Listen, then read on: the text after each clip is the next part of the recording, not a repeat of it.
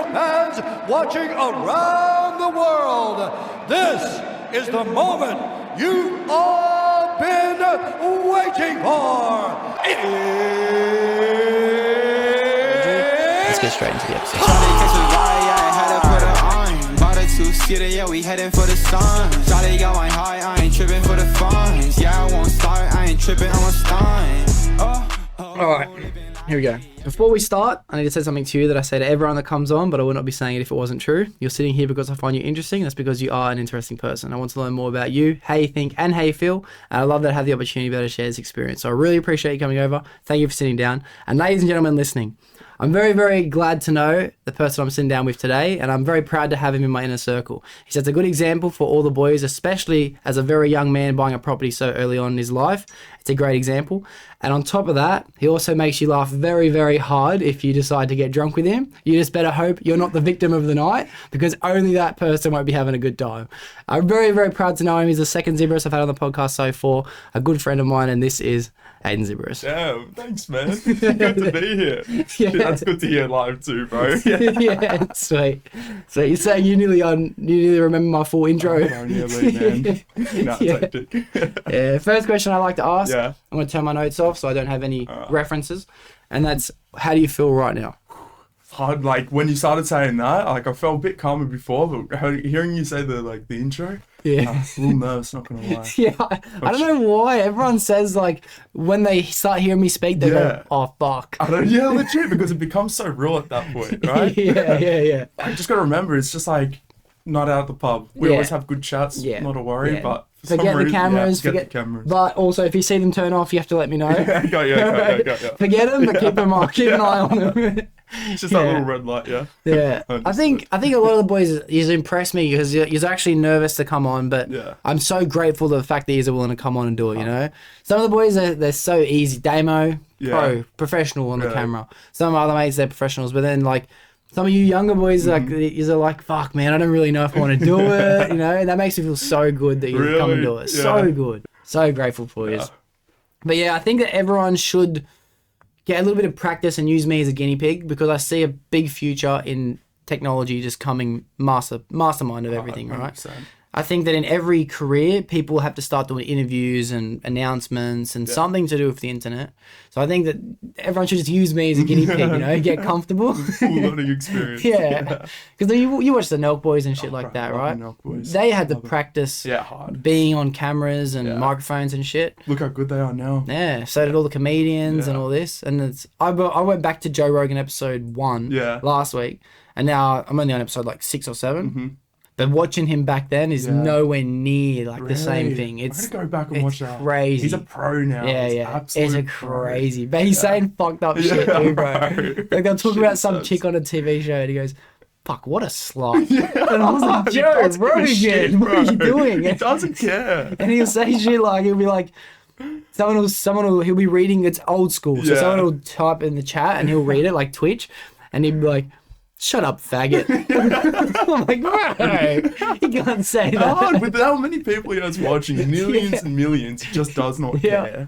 And like one of the first things he said, episode 2 or 3, he's like, I'm not really attracted to black women.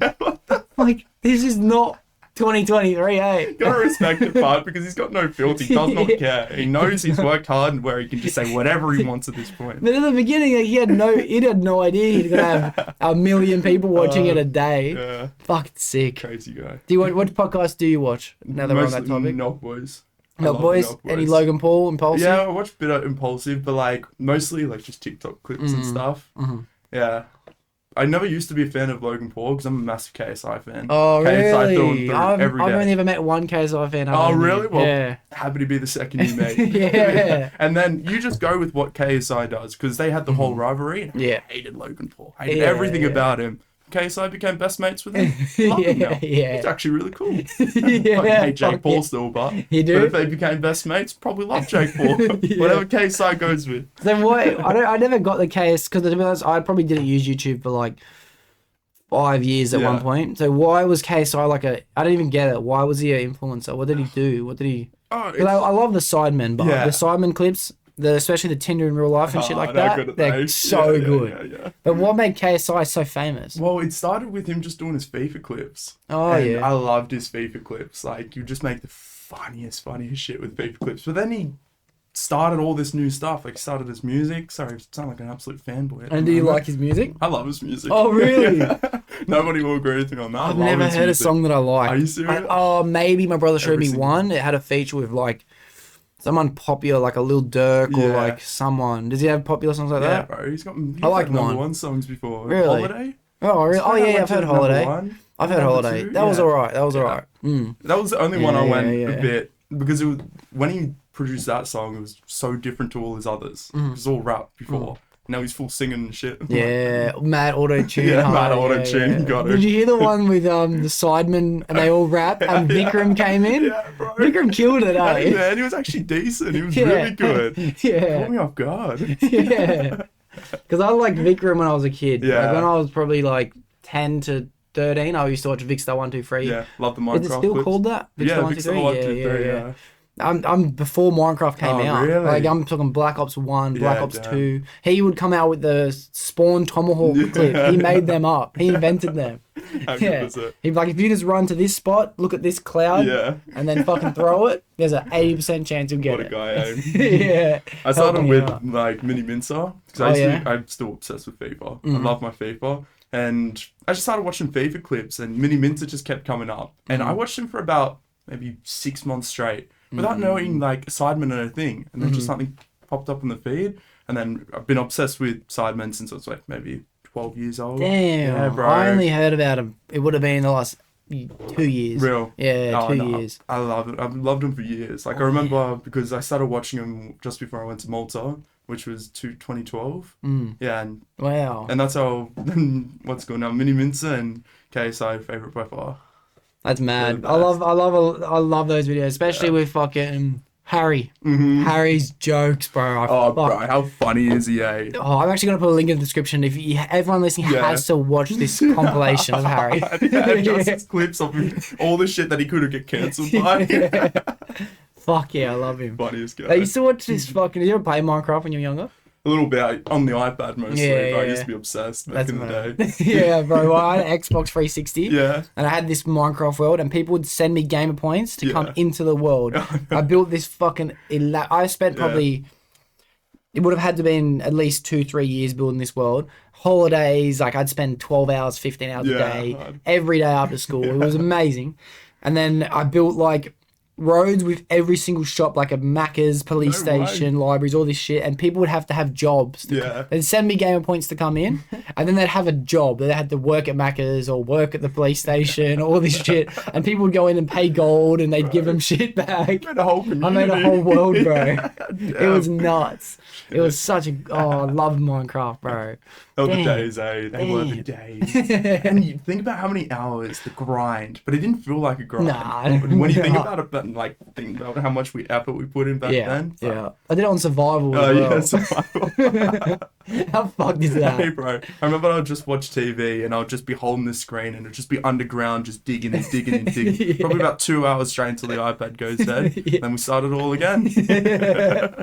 Yeah, it's fucking mad. Fuck, I miss playing games, Hey, bro. bro. But I never got into FIFA. Yeah. Never. I just love my fucking FIFA. soccer ain't my thing, bro. Yeah, fair I don't enough. get it. I had my mate on the last episode that Yeah. I actually put out. But for everyone listening, we would have had filmed this time, but this was 3 weeks prior to it coming out. Mm-hmm. So the episode 37, this will be episode 41. Yeah. So it's pretty far in Yeah, the future bro. for us. Literally. That we were talking, he was telling me about soccer, and he was telling me about how like he's a goalie and he'll run out into the field halfway and he'll just talk shit to all their strikers and shit.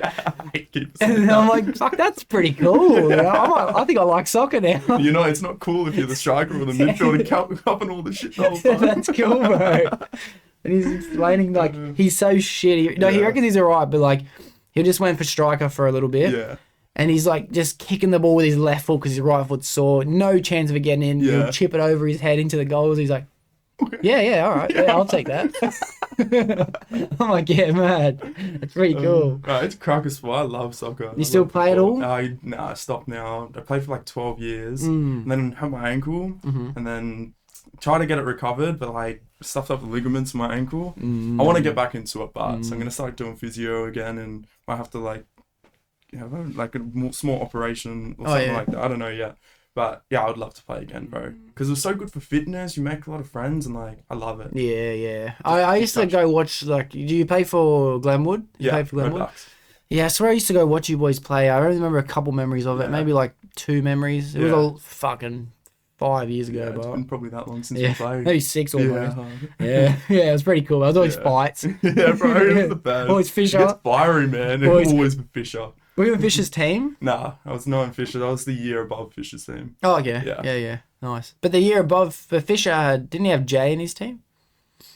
Can't remember now. I think so. So how? Oh, wait. Jay's in. Was he in there? So who's young? Fisher's younger than you? Yeah, Fisher's younger than me. And Jay's older than Fisher? Yeah. Maybe he went and you're in the middle. And you're still not in the same team. I know, I'm still not in the same team. I was in Fisher's team, but in school. Yeah. When I'm sure you heard about that massive fight in school. No, I don't even know. Spill the beans, bro. It was just this guy, and I can't remember his name now. It was so many years ago, but... Was he from your school? No, he was from another school. So this was like when you go and verse other schools. Fisher just cracked it. That's mad. Took on about 4 of them, and he just wanted to kill this one guy. What? Fucking kill him. And smash the shit out of him. Best story. I've got to tell you. Mad. Best story. I'm gonna bring that up, bro. That's what I'm saying. That's mad. Our school was different, bro. Private school. We didn't. We weren't allowed to like go play all that kind of sports and shit because our group, we were a bit like your group, you know. We were fucking wouldn't mind getting in a fight or fucking getting up to trouble. Yeah. But the school just had 0 tolerance. We were not allowed to do nothing. Nothing, bro. That sucks. We had, to be honest, if we didn't come to school with our blazer on and our wide brim hat on our head, we weren't allowed to go to school that day. What the? Bro. And you pay for it. Yeah, exactly. It's a bit severe. You pay for school. I don't know why they care so much about uniforms. Like even Glenwood High, like I feel like they cared more about the uniform than actually education. Like if we wore wrong socks, if we didn't wear we had that. Black socks, my God, watch out. You gotta go to Lost Property and get put some white socks on and shit. We had fucking my first high school, public school, we could wear whatever, bro. I just remember having short. I don't even know if I wore a shirt. Really? For most of the year. No way. I definitely had shirts I'd wear, but if I wore a different shirt, whatever. My private school, bro, you had to have a certain bag. You had to have a sports bag and a normal bag. Sports uniform had to be on point. You couldn't wear your sports hat with your normal uniform. Like, it was fucked. It was fucked, dude. It's too harsh, eh? And it was such a gay uniform, bro. Just kids. Yeah. Kids just growing up, man. Yeah. But yeah, fair enough, like, raising us for when we start working and stuff, you got to wear a uniform and shit. But still. I get it. I actually do get it. Yeah. But I also... Like in my trade now, here's a question for you actually. Do you wear like a button-up shirt? What do you have to wear to work? It's my work's real casual. Like I can wear shirt and jeans, no worries. But I choose to like wear like button-ups or like a polo. Yeah. So it's just about being presentable. Yeah, exactly. But it's not all like about perception. So not suit and tie standard like anything like that. Definitely not. That's cool because we are a trade, but then you have like Sparkies, Fridgies, and usually. There's a couple other trades as well, but you don't just wear like a shirt. You have to wear a full button-up, long sleeve fucking shirt because it's all safety and all this shit because we're dealing with dangerous shit. Plus, it's like it's kind of good to make the company look good because the contracts you're taking on are pretty big contracts. And I have ironed my shirt every day since I've started work for fucking 8 years, every single day. And like, I don't know. And I never iron my shirts for school. Yeah. My mum probably did it, or I just fucking wear whatever. But even my brother now, I told him, I'm like, if you fucking go to work without a fucking iron shirt, I'll bash the fuck out of you. You know? And then when I'm running jobs, I'm going to tell them, if you don't have an iron shirt, you're not coming onto site today. Like, I'm pretty anal about uniform, which is weird. It's perception, but it is a big thing. Like, when people see you, if you're looking a bit roughed up, it says a lot about you. Yeah. Saying that, there's some times where I wake up late on a Monday morning, clothes are all folded up and they're all scrunched. I'll just pop a jacket over for the whole day. I know. But it's weird now I think about it, going from having a fucking hating my fucking strict uniform to like now. But it's also, I understand the fact that I'm fucking riddled in fucking tattoos in irresponsible places. I'm young, I'm fucking I'm kind of a bit of an idiot on site. I'll spend too long trying to talk to the chicks or doing something. So presentation is something I try and make myself as best as I can. You know what I mean? No, it's not a bad thing at all. That's a good thing, bro. It really is. Again, I've said it a few times. Perception. It's a massive thing for me when I go to work. Like I want to look my best. Yeah. I want to I'm on the phone all day. I want to make sure my calls are always good because at any time the higher ups can be listening. Yeah. And I want to look good. Yeah. I want to make sure because that's how you can go further. Is the way the bigger people see you. You get recognized. You're right, and I want to get into work actually because I'm a little bit unfamiliar with it, but I do want to get into it.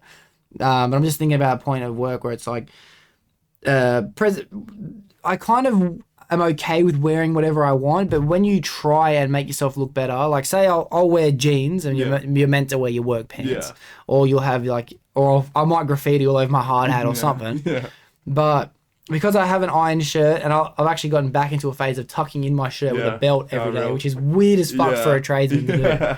But I feel like I'm going to get better shit done. My work's going to look better. Things are going to get done neater because you kind of just, 100%. You're acting, you know what I mean? Exactly. You're pretending. You're just like, let's play the role of someone who's fucking professional. You know? It's a mindset thing, bro. It really is. Yeah. Did I just blow a snot bubble? I felt it. We'll find out later, don't worry. See you later. Make sure you don't cut that part out. I felt like a little pop. I was like, what the fuck was it? Yeah, so tell me and anyone listening, what is it that you do for work? Well, I work for a company called... I will beat the name out, just so you know. Yeah, sorry, I shouldn't say organisations. Right. They're going to be a longer name either. Yeah, no. Have fun with that one. Yeah. But we distribute like the biggest insurance companies in Australia for them. So I was about to say the company I work for, but I can't say. Yeah. But I sell life insurance. Okay. It's a bit of a tough gig. Let me backtrack a little bit and fill me in. So when you say you distribute the biggest life insurance to who? Other insurance companies? No, to just Australian citizens. Okay. With me now, I'm working. Oh, because you're like a wholesaler. Exactly. And you. I get you. Exactly right. We're like a wholesaler, so they pay us a percentage of the sale, and then for the sale we make, we earn a percentage for the whole lifetime of the policy. It's smart as, bro. Yeah. My company's so smart because we don't have to pay a cent in claims.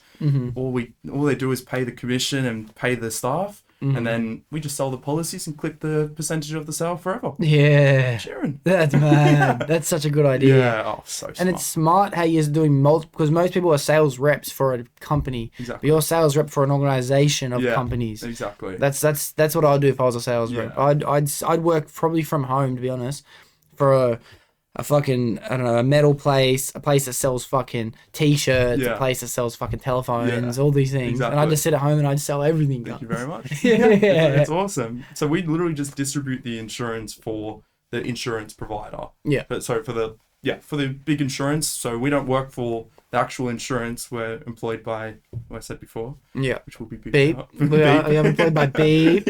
Beep. And then we just sell life insurance on their behalf. So now I'm in like New Zealand department. So I've just moved over like about 5 months ago. Speaking to all the Kiwis all day now. It's so good, eh? That's cool. I love Kiwis, man. That's nicest cool. people. Yeah. Wow. Do you ever think that you'll ever have to do like a trip abroad or anything like that? Or is it just like not part of the industry? Well, we've just expanded to Canada, which is where Kayla is. Yeah. What's it called? Is that why she went? She went and saw the office, but this wasn't the sole reason she went. She just wanted to go explore. But there's a whole... did it again. Sorry, Don't worry, I'm just going to beep it. It's not a hard thing to do. It's really not. Yeah.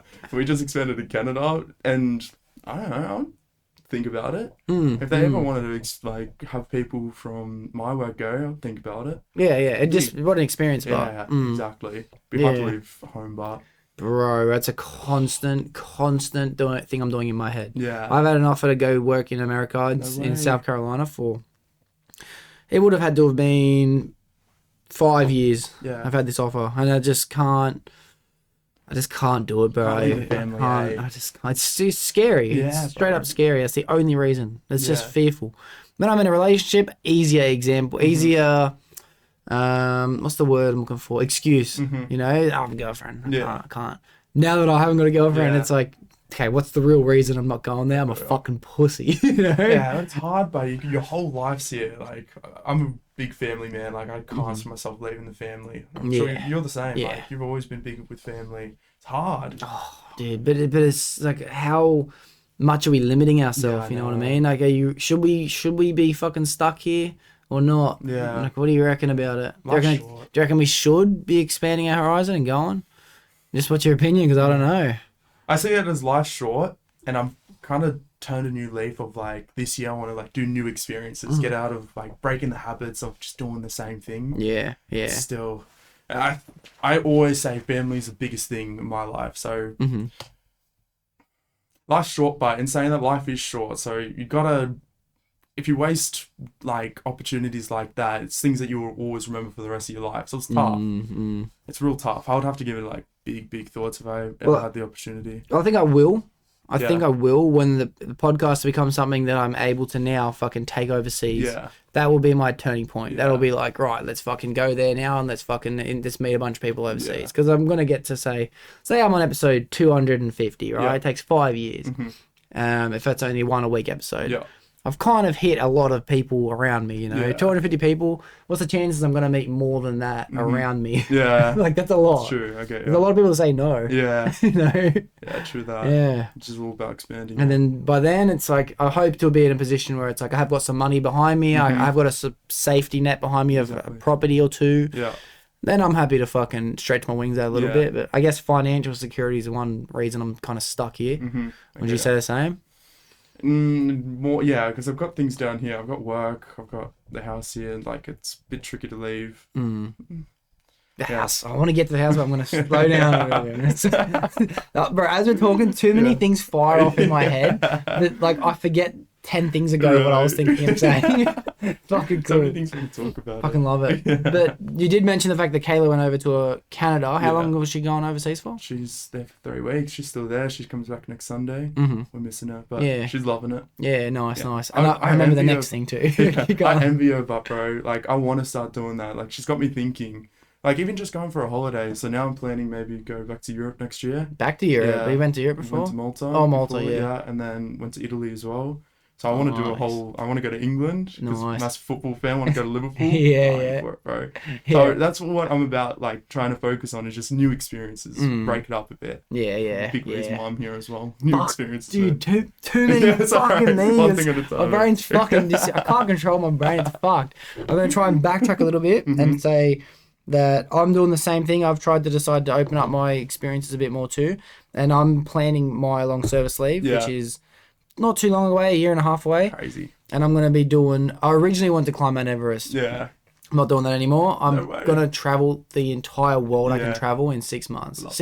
Maybe 4 to 6 months, I'm going to hit every fucking country. Really? Not every country. I'm going to try and enjoy each country. Are you going to go to every continent? I would say I probably would go to every continent though, in this holiday. Yeah. It'll start with America, work my way up through Canada, Alaska, and then fly over and then go through fucking as much of Europe as I can. Come back around. I'd love to fucking go bypass through Africa, see Egypt, things like that. What an experience that would be. That'd be crazy, That was insane. Even when you said Egypt, what a place to be. That's number one for me. That would be number amazing. one. Pyramids. That's another Joe Rogan thing that I cannot stop listening to. Sorry to break it off again. But how, like, the conspiracies with the pyramids, man, insane.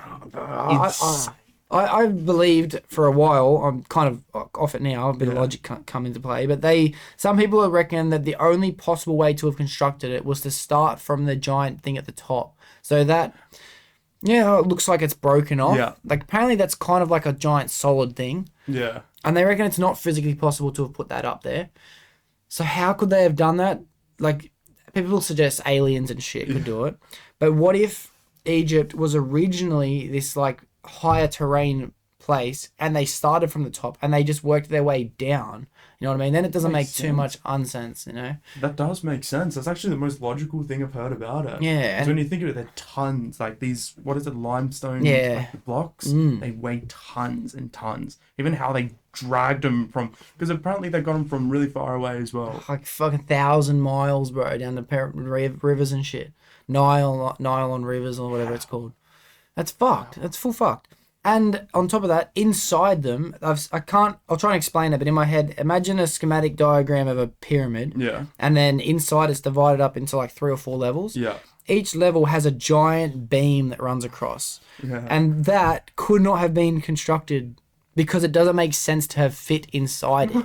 It's You know? not, hey, it's a mind fuck. So unless they built down, Yeah. then it would make sense. Because if they Yeah. built down, they dug out the ground, they could dig out these giant things from around it. Yeah. You know, it makes sense like that. It does. Who knows, eh? Who Bro. knows? And you know, it is exactly the same coordinates as the speed of light or some shit like that. Exactly. To the point. To a point, To the point. decimal point of like 10th degree. They even figured that out. Yeah, that can't be a did they even that figure that can't out? be a coincidence. Can't be. That's too. That would be like 1 in a trillion, 100 trillion. Insane, eh? And then they have things like it's like 1/20th, 1/24th to the scale of something like the Earth or some bullshit. Like there's Yeah. some crazy mathematic equations that these people have worked out that I don't comprehend. That makes you that they've proven it can't be a coincidence. Yeah. It's too unlikely. So I was about to say, it cannot be a coincidence. Yeah, they line up with the fucking true north and shit. True north, south, east, west. They line up with star correlations Yeah. above them. It'd be crazy just to know. Just to what did they have then? Like, because look at the technology we have now. They didn't have had any of that. Like, how long ago was it? Have you ever looked into Terence McKenna's theory? It's on Netflix now, which Yeah. is best watch I've ever seen on Netflix. Really? Terence McKenna's been on Joe Rogan a bunch of times, and he studies ancient civilizations and shit. He was naturally like a geographist or something, and now he's just obsessed with old civilizations. And he Yeah. made this show called Ancient Apocalypse, Oh yeah. and it shows like his theory, which was called a Younger Dryas Impact Era. So 13,000 years ago, the Earth was mostly ice in the northern part of the world. And then an asteroids came through and just melted the fuck out of all of them, created all this flooding, changed the geography, and literally wiped out civilizations in the past. And it's just been a theory for years. And now they've proven by doing dig ups in all these places in the world that like 65% of the planet's covered in this one meteorite, the entire planet. They have the evidence of where they think that anything hit. Yeah. These dogs are going to bark. It's going to distract me, but I'm going to try and fucking let go of it. And then all these civilizations around the world had similar depictions and scriptures and what do they call it when they carve them on the wall? Hieroglyphics Yeah. of the same story. They couldn't work out what this story was. It looked like snakes and all these things, like biblical things about the end of the world and apocalypse. And every kind of religion and culture has this snake. And then sometimes the snakes come from the sky. They realize now that that was the asteroids that looked like snakes coming down way. towards the Earth. And it's almost 100% history rewritten now since this fucking guy's come out with this shit. Gotta check this out. It's bro. I so love this shit, good. eh? There will be a link in the description. Yeah, link in Yeah. the description. I'll even Ancient use it. Apocalypse. It was the best watch Yeah. ever. Damn. But what I was kind of getting at before was like, what are some of the things that you are considering to expand your experiences and shit? Like, what kick-started this idea of like, I just want to experience more? Because there's always usually a moment. With my job, it's very, very repetitive. Like, I love it. It's a good job, but it's very repetitive. You're on the phones, you do your 8 hours, you speak to different people, you're saying the same script, you go in the same place. I've been there nearly 5 years Yeah, now. the same people, eating the same lunches, Exactly. yeah, wearing Exactly. the same bro. clothes, It's so routine. yeah, And I'm shitting in the same store. exactly, bro. Legit, I even do every day. It's so consistent and so repetitive where I just want to start breaking things up. Like, I want to start doing things that are out of my comfort zone and things that are like a bit more exciting in life instead of like, this is my routine.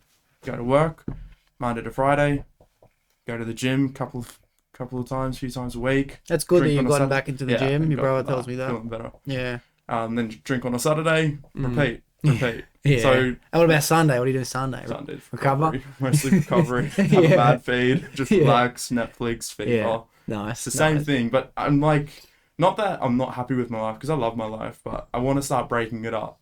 Like even I went to Brisbane like a few weeks ago, but even that just broke up my routine a bit. I've never done that, gone for a trip away with the boys. Like, Yeah. loved that.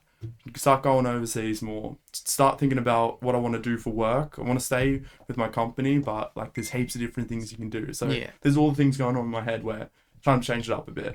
That's cool. I love that idea. Life is only here.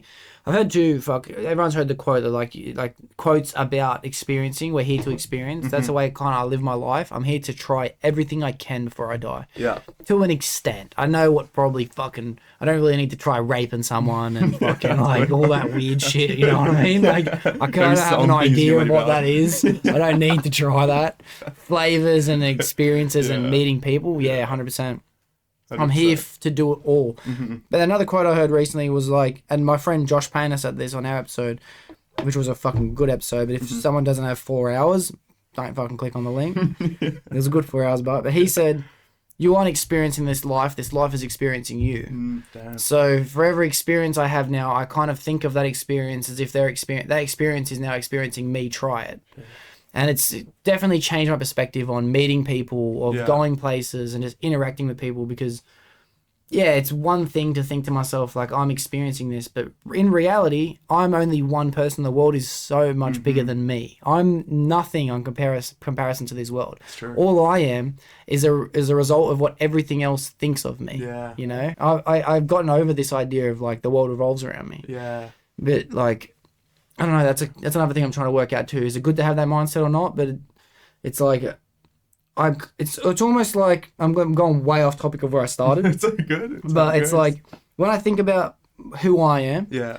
Am I really who I think I am, or am I only the result of what everyone else thinks I am? Okay. Because there's a fuckload of more other minds creating their ideas of what I am than me, and I'm probably wrong about who I am. Yeah. I don't even know. I'm always working that out. So it's all about leaving a good experience on other people as well as experiencing a good thing for yourself. You know, I guess that's kind of where I was going. I was freestyling. Yeah, freestyle. Yeah, it got me thinking a little bit, but I'm like, shit, this guy's on something. I've gotten so bad at rambling, and then it's kind of just come back, and hopefully it worked out. That was good. You said that very well. But I do remember what I was going to say before that, and that was that when you mentioned your whole routine lifestyle, and there is a link, and I don't want to say this to scare you, but I do want to say it because it is something I've heard, and that's that they think that Alzheimer's is a result of repetition through the years, which is why your memory starts to fade into your late adulthood, because all you've done is repeat the same drive to work, see the same people and all these things. So your brain hasn't got the ability to grow like a muscle the way that you do when you train in the gym. So it's almost like, imagine never moving your arm to pick up a drink bottle, and then in your old age going to pick it up, your arm will just fuck you up. Because your brain can't fucking remember new things. That's why it's good in your early years to actually, and even if you have like a simple routine of driving the same way to work, catching the same trains, maybe give yourself a couple of days to go somewhere else before you go to work, or on your way home, don't take the same detour, take another detour, you know what I mean? Because it's kind of scary. When I heard that, it kind of made me realize, like, let's try and not do the same thing over and over again. Listen, that's not the reason I was starting to look at new experiences, but now I was thinking about it. Shit, it makes, especially that gym part, I can go, like, you continue to use it. It's important, bro. It's really important. It's true, and what are some things that you think you would be interested in trying for the first time and things like that? I think... Or not even trying, just doing. Just 100% going overseas, just experiencing new parts that I haven't been before. Like, it all comes back to new experiences. Like, I haven't really thought about it massively on every individual part. I'm like letting things come naturally. Just like this, for example. Yeah, saying you asked yes me this to last things. year. Yeah. No chance. Cool. No chance Cool. at all. Nice. Just because I was so fixed in my routine where I didn't want to break it. But no, I'm starting to think, like, I'm starting to say yes to a lot more things that I used to say no to, for example. Like the Brisbane trip. I know it's not massive for other people, but for me, that was massive. Yeah, of course. That was massive. Like, going away with the boys, just things like that. Saying yes to more things. That's cool. It's very cool. Because you're a good example, bro, of someone who is able to stick to a strict routine because it's paid off. How old were you when you bought your house? 19. See, that's fucking young. How old are you now? You'd be 21? 22, yeah. See, that's fucked. I did not know it was that long ago. I thought you would have had to do... I was thinking of the intro, I was saying something like bought his house before 21. But before fucking 20, that's fucked. I think it was 19 or 20. I think I had just turned 20 maybe. Or before I turned 20. Something like that. I think it was just That's about to turn 20. crazy. Because I remember having an idea of, as a kid, starting my apprenticeship, I'll own a house before 19. Mm-hmm. Then all of a sudden, I'll have a house before 20. Then all of a sudden, before 21, 22, 23, 24, I'm about to turn 25. You know what I mean? It's things just, without that discipline, I was never going to get it. Mm-hmm. It's cool that you have already got that discipline, and now you can start to be like, let's just fucking find some weird shit to do. You know? Exactly. Let's say yes to some weird shit. And I'm still, even after I bought the house, I'm still in the mindset of save. Like, but now it's more, I can still save, but still go and have fun. Before, I would sacrifice a lot, like a lot. And that's where I feel like I got set in my routine so bad, where like I was always focusing on the bigger thing. The bigger thing all the time. So now I'm starting to realize, all right, it's time to have some fun. Well, I think you couldn't have done it any better way. But I do think that either way is the right way. You know, you either fucking sacrifice first or you sacrifice after. I don't think there's a correct way. But at least you've done it. Like, that's fucking sick. I feel like it's just over and done with now. Yeah, that's fucking so cool, bro. And I also have been thinking, let's do some more weird shit is what I kind of think about in my head. Like, my mates have been doing bouldering and shit like that. And I'm like, yeah, right, let's fucking go do that. Whatever it is now, if I've never done it, I'm going to do it. And that's why, like, this year I tried to go skydiving. I've been watching, like, the plays that Steph's been doing, which, by the way, anyone who listens, I'm telling you, whenever Seth has his next play, everyone buy fucking tickets. It is such an experience, bro. Seeing a play sounds gay as fuck. It sounds so gay. First time I thought to myself, like, fuck, I hate being a good friend. Like, this is so shit. I'm going to watch a fucking play. And then I get there thinking it's going to be some stage and we're just in the audience, like, bored.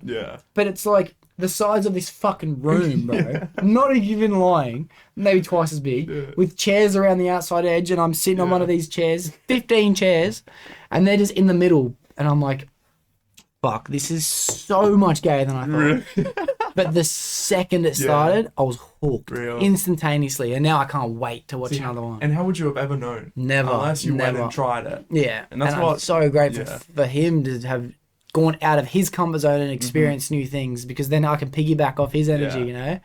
And that's what I said. I said, thank you so much. He said, thank you for coming. I said, nah, fuck me coming, bro. Thank you for doing it, bro. That's the real gift. Love that. Fucking cool. So, is there anything that you would like to try here that you don't think you've tried before? Like, would you ever go like skydiving or anything like that? Listen, I'm all about the new experiences. My biggest fear in life is heights. Yeah, me too. I cannot think of anything worse than jumping out of an airplane, and I cannot understand it. People do it like it's nothing. Again, I've been saying I want to do new experiences. Nothing like that. No chance. no chance in the world, bro. I'm not having it now. No way. There's gravity for a reason. You have to come with me next. I'm not having that. You cannot. Yeah. Remember how you said if you had have asked me this a year ago? Yeah, I'm going to ask this in a year, and you're going to go. I promise you're going to go. Who knows what will happen in a year, but I cannot see my mindset changing on heights. It's all started from treetops. You know treetops? I've never been. I'd love to go. Stuffed up shit. It still traumatizes me thinking about it. I went with my family, and that's when I really realized how scared of heights I am. And I went with my family, and my uncle was just taking the piss out of me. It's just one of those uncles that just loves to have a good laugh at somebody else's expense. Like you. Yeah, and unfortunately, like me. What's it called? There was like, a ladder, but it's the one that's on the ground. On the ground. How do I explain it? It's a ladder that you go walk across it, so you can see all the way down. Oh yeah, like a drawbridge. Exactly. A drawbridge, like a what do you call it, like a rope bridge? Yeah, exactly. Yeah. But you can see, like, you have to put your foot exactly where you can see all the way down. It's high up. I'm shitting it. I'm absolutely shitting it.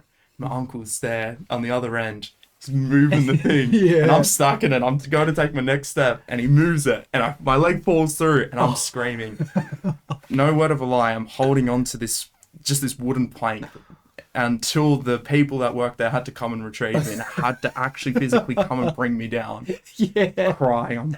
I'm in all sorts. I'm like maybe 13 at this point. Still traumatizes me to this day. And now when I think of heights, I remember that moment. And when I think of jumping out of a bloody airplane, and I'm scared of that, it's probably about 10-15 minutes up in the air. Dude, I am also super scared of heights, right? But in my job, I'm not allowed to be scared of heights, because limit yourself to what you can earn because you're not willing to climb up. Because to be honest, I'll go on my scissor lift every day, fully extended to its max height, and then not able to reach what I'm reaching. So then climb onto the safety rails, then climb onto the outside rim, and then I'm still not high enough, so I'll have to pull myself onto a beam and muscle myself up into a roof space.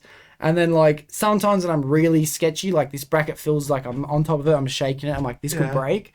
I'll get my apprentice to move the scissor lift, so if I fall, it's not a massive fall. You got a harness, yeah? No harness, no way. What are you doing? Well, it has to get done. Right? Really? It has to get done. Oh, come on. Surely. And if I don't do it, to be honest, someone else will do it. And then I don't like the fact that someone else has to do what I can't do. Oh, my God. So I've gotten better at heights, but even like cliff jumping and shit. I remember being up at like a 10 meter, 12 meter one and thinking to myself, like, I cannot physically jump any higher. Yeah. This is my maximum fear. Everyone's just like, just jump. It'll be better once you jump. And I jump. And the feeling of falling was worse than the feeling of being up there. Like, exactly. The height's fucked. Yeah, I hate heights. Stuffed. But an airplane, when you're going up and you're in this little fucking... You can feel all the turbulence. They open this door. You can see the outside like you're a fucking bird. You've got the wind in your fucking head and shit. And you're strapped to this instructor. You realise I'm not actually going skydiving today. He's going skydiving, and I'm just going with him. Whatever he says happens. I've got no choice. And they shimmy themselves up to the exit door, and they teach you have to like hold on to your fucking thing, feet back, and just keep your head back because they don't want you to get whiplash and headbutt them. So you kind of tuck into them here. And right up until the point I was shitting, like I was praying. Like they have videos of me praying and shit. I was gonna die. I look at my brother and he's like, fuck yeah. And I look at him, I'm like, I'm literally just trying to do an Andrew Tate thing where I'm just like fucking, I was sitting there like this, come on, please Lord, alhamdulillah. Like I'm praying to every god that could ever exist. Mashallah, Valhalla, it doesn't matter. As soon as I get out of the plane, all the fear goes away, bro. All of that fear. Yeah. Because even before the parachute, you realise you're so safe, to be honest, as you're falling. It's a weird feeling because it's so unbelievable. Yeah. You're falling from the fucking sky, bro.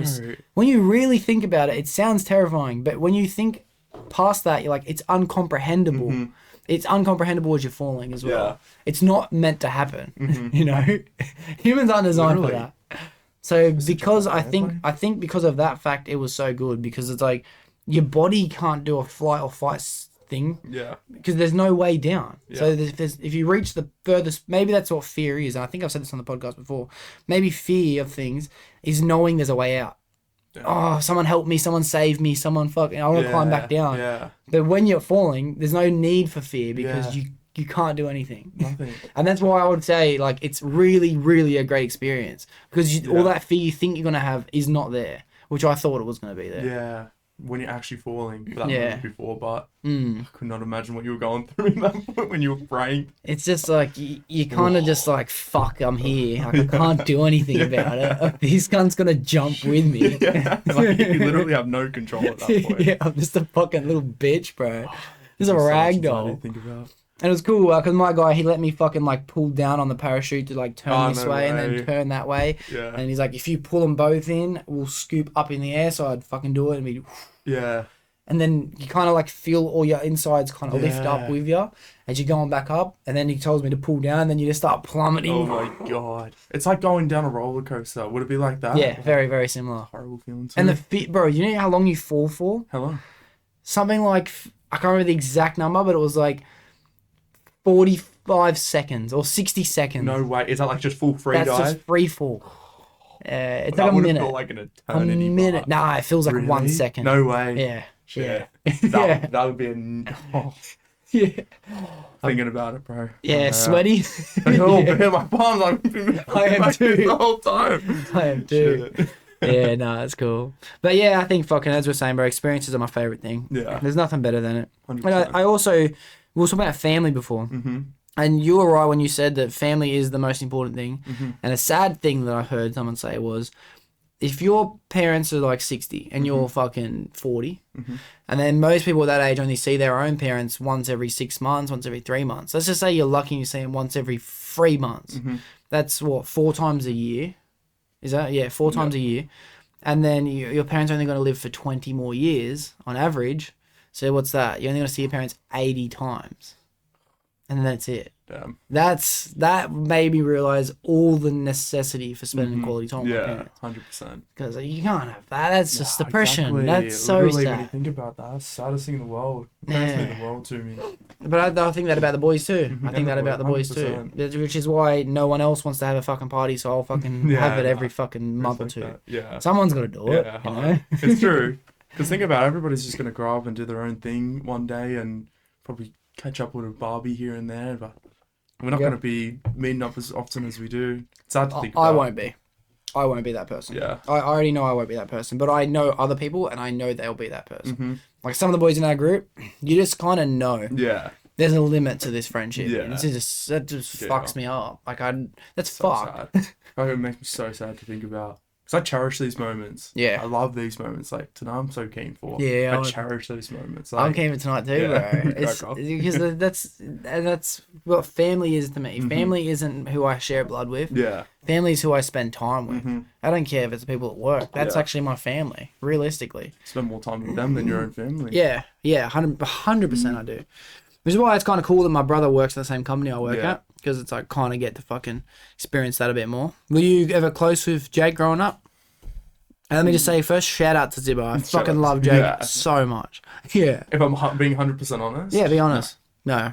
We were not close growing up, but in the later years, because I was a little shit too, he was like, he was the older brother, I was a little shit, like to annoy him. So, yeah, we used to fight a lot when we were younger, but getting into the older years, a lot closer. Yeah. A lot bloody closer. And what about Kayla? Oh, Kayla, me and Kayla have always been best friends. Always been. Always been best friends. That's cool. Yeah. Very cool. I love Kayla to death. Jake too. sorry, Jake. Actually, he's gonna be watching this too. I love Kayla Dad. Oh, yeah, Jake. Sorry, bro. Yeah. But yeah, he's an older brother by a long shot between you two. We were always very different growing up. Yeah. But now we've got a lot of things I feel like in common, which brought us a lot closer. And a big thing is the boys. Yeah. Like having that companionship with the boys, like brought us a lot closer. We started kicking it a lot. Like before, we wouldn't even go to lunch together, like growing up or something like that. Mm-hmm. But more when we got closer, when we started going gym. Yeah. Like it was you and Zibbo, bloody training duo, and I was juniors. Got a lot closer then, but nah, in these latter years we got a lot closer. Yeah, that's cool. That's very cool. I was the same. I didn't have any relationship with my brother or my sister at all. At all, dude.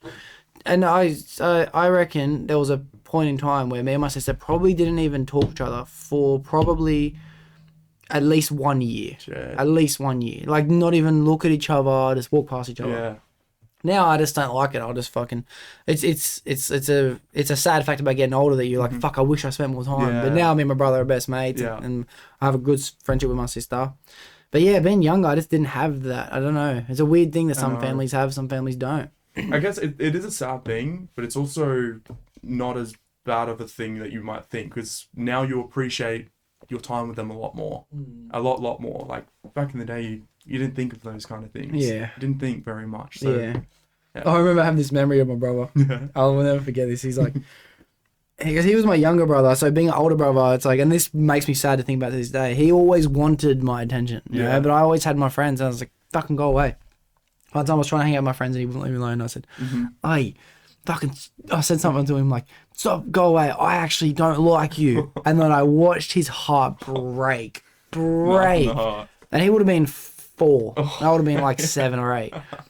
Maybe 9 or something. We look up to you so much then. Yeah, and that was the first moment where, as I said it, and I watched him instantly just break. I was like, nah, I'm just playing with you, man. Like, I'll hang out with you after. And I watched him come back to life.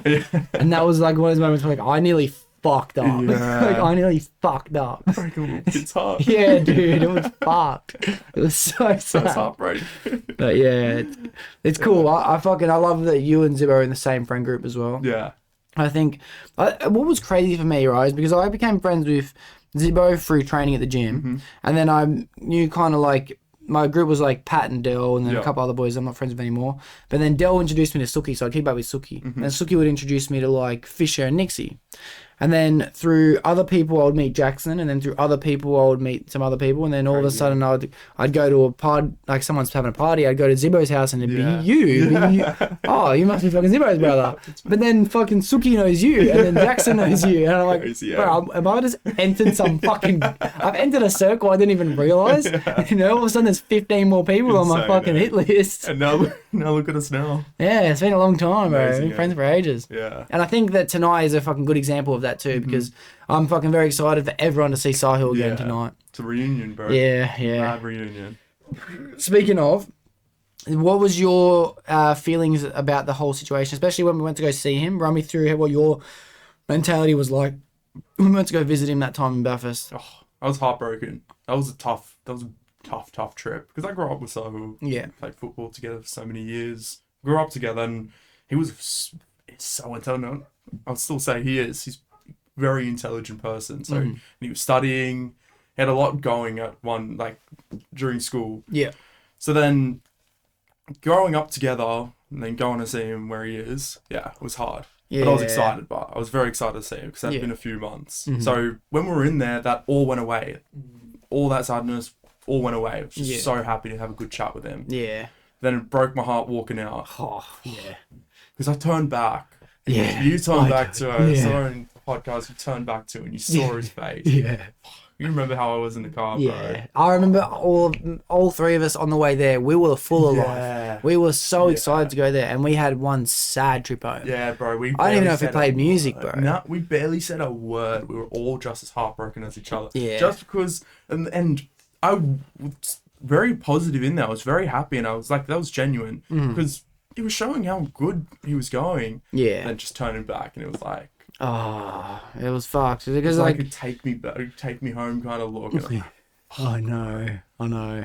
But that's why Sin's coming out, especially a night like tonight, is very, very important. Because everyone has their own shit going on, bro. Everyone has, but it will be very good for everyone to see him. And everyone will, because everyone kind of just is stupid, bro, including myself, including you. Everyone's stupid. Everyone just forgets a lot of things that are very important to you all the time. Yeah. And then tonight will be a reminder for everyone. And I'm hoping everyone listening back can look at it like it was a reminder, because this will come out in a few weeks.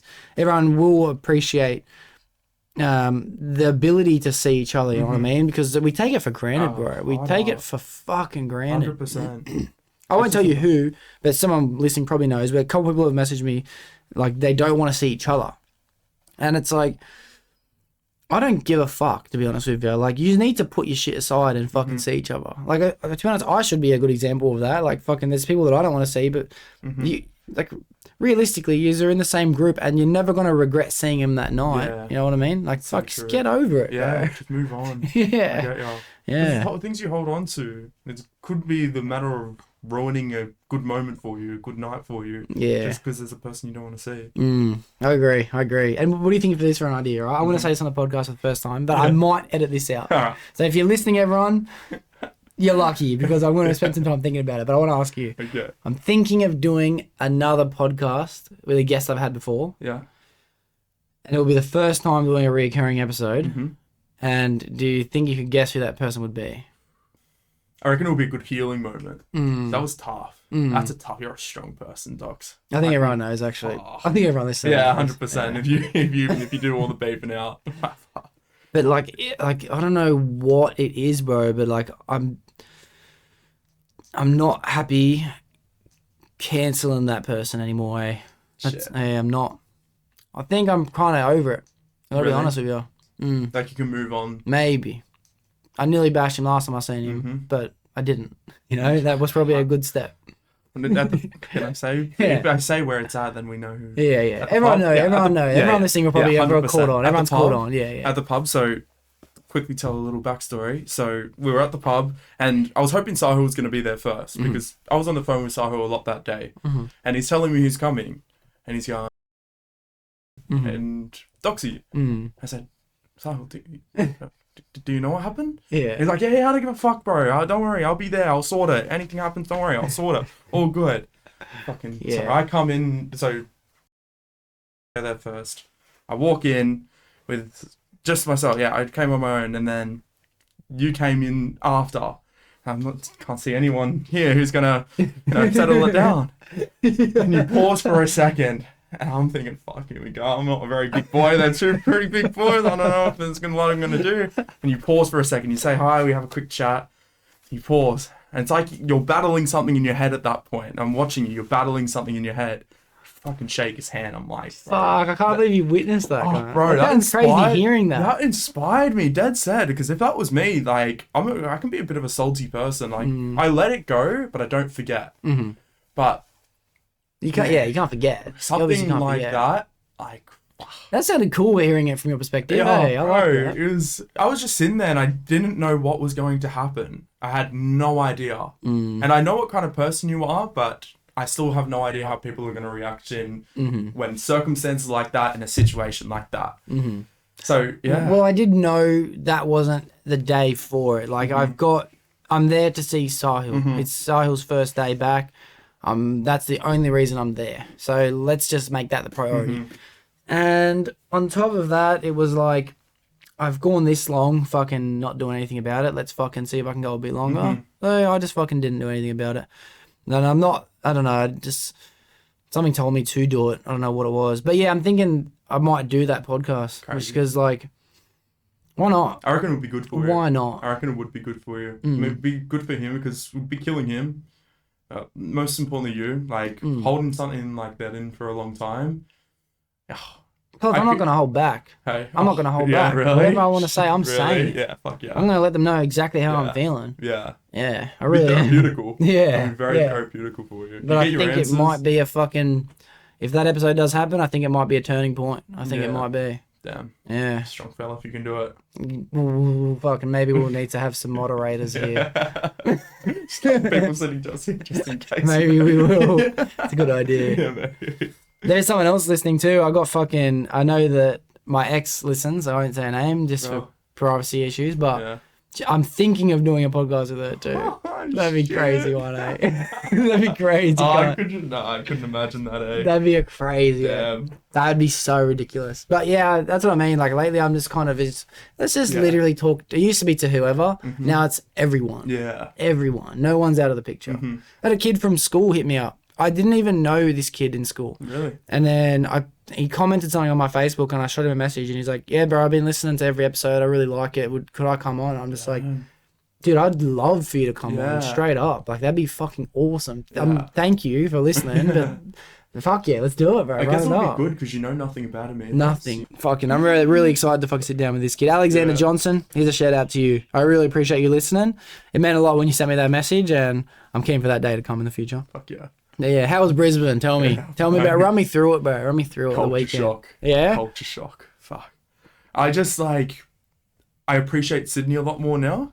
Okay. Because Brisbane's a different kind of place, bro. Yeah. It was good fun, but it's got a big problem with drugs. Oh yeah. Big problem. What drug do you reckon? Meth. Oh yeah. Fucking meth. Not a doubt. A point. Meth. Points. I know this because we had people coming up, which is kind of offensive. Had a person come up asking me for a point. I thought I dressed nicely that night. Apparently not. Yeah, that's a good fucking compliment, bro. But yeah, it was a mad culture shock because I thought Sydney was bad for some reason. Sydney's clean as, bro, compared to Brizzy. Yeah. Clean as, good place. But Brisbane, you take one wrong turn on a straight and you got some stories to tell about after. Really? Honest. Crazy place. Good That's fun, cool. It would have been a good weekend because did you go to every game? You went for what's it called, Magic Round for football? Every game except for me for one game. Why? Quick little story. Oh, come on, tell me what happened. I'm so dumb, right? I'm fucking dumb. I'm looking forward to one game in particular. My team, Parramatta Eels. And fucking... I'm sitting through hours and hours and hours of footy. I enjoyed it, don't get me wrong. But when it's not your own team, you don't understand the same passion the other boys are when they're watching their own team. Yeah. Anyway, spent 4 hours first night, 6 hours day after, spent 5 hours on the Sunday, and it's the last day of Magic Round. And we're down the bottom. We have pretty decent seats, but it's down the bottom. So we're pretty hidden. And they made it very, very, very clear all weekend. No smoking, no vaping. Big ass sign, very big. No. We're pretty protected, but where we're sitting, there's no seckies, heaps of people. There's no way somebody's going to see you vaping. Yeah. I'm fucking vaping the whole time. Yeah. Not a care in the world, because it's been fine. we're watching, who was it? Cowboys versus Roosters. Pretty sure that's what, yeah. And torrential rain out of nowhere. Very common in Brizzy. It will be a hot ass day and torrential rain. Yeah. Anyway, so we're not going to stay sitting in the rain the whole time. So we go to the very top level. Walk up like maybe 7-8 flights of stairs. Absolutely buggered. So I need to puff on my vape after a long, big walk like that. Of course. I see That's only human. Yeah, exactly. Yeah. I see the Secchies there. But I think I'm fucking immune. I think I'm absolutely immune. There's about maybe 20 minutes left of this game. And Parramatta Eels is the very, very last game of Magic Round. Excuse me, mate. You can't do that here. Okay. Sorry. I thought it's chill. All good. Had heaps of opportunity to walk away if I thought I was going to threat of getting kicked out. But it's fine. He said, don't do that here. I'm like, all right, all good. I stay there. And then get another tap in the shoulder about 5 minutes later. Excuse me, mate. I know exactly what's going on. I'm deaf. I'm blind at this point. I'm not turning around. Excuse me, mate. Excuse me, mate. Pushes me back. Brings me back. He goes, heard you were vaping. Time for you to go. Heart sinks, bro. My heart sinks. It was because Parramatta Eels, Brad goes for Titans, so it's a bit of a rivalry, Parras versus Titans. I'm gutted, bro. I'm 20 minutes off watching my team. I've come all the way from Sydney just to watch my team. I'm getting walked out, bro.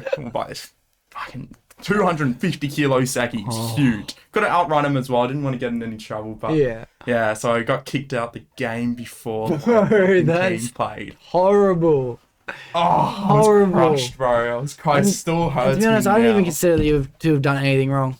I don't think you've done anything wrong. It was dead set just one puff. Yeah. And it didn't go on anyone. I know how to vaping for a while. It's not like a massive cloud or anything. Yeah.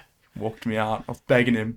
I brought up every single excuse I could think of. Yeah.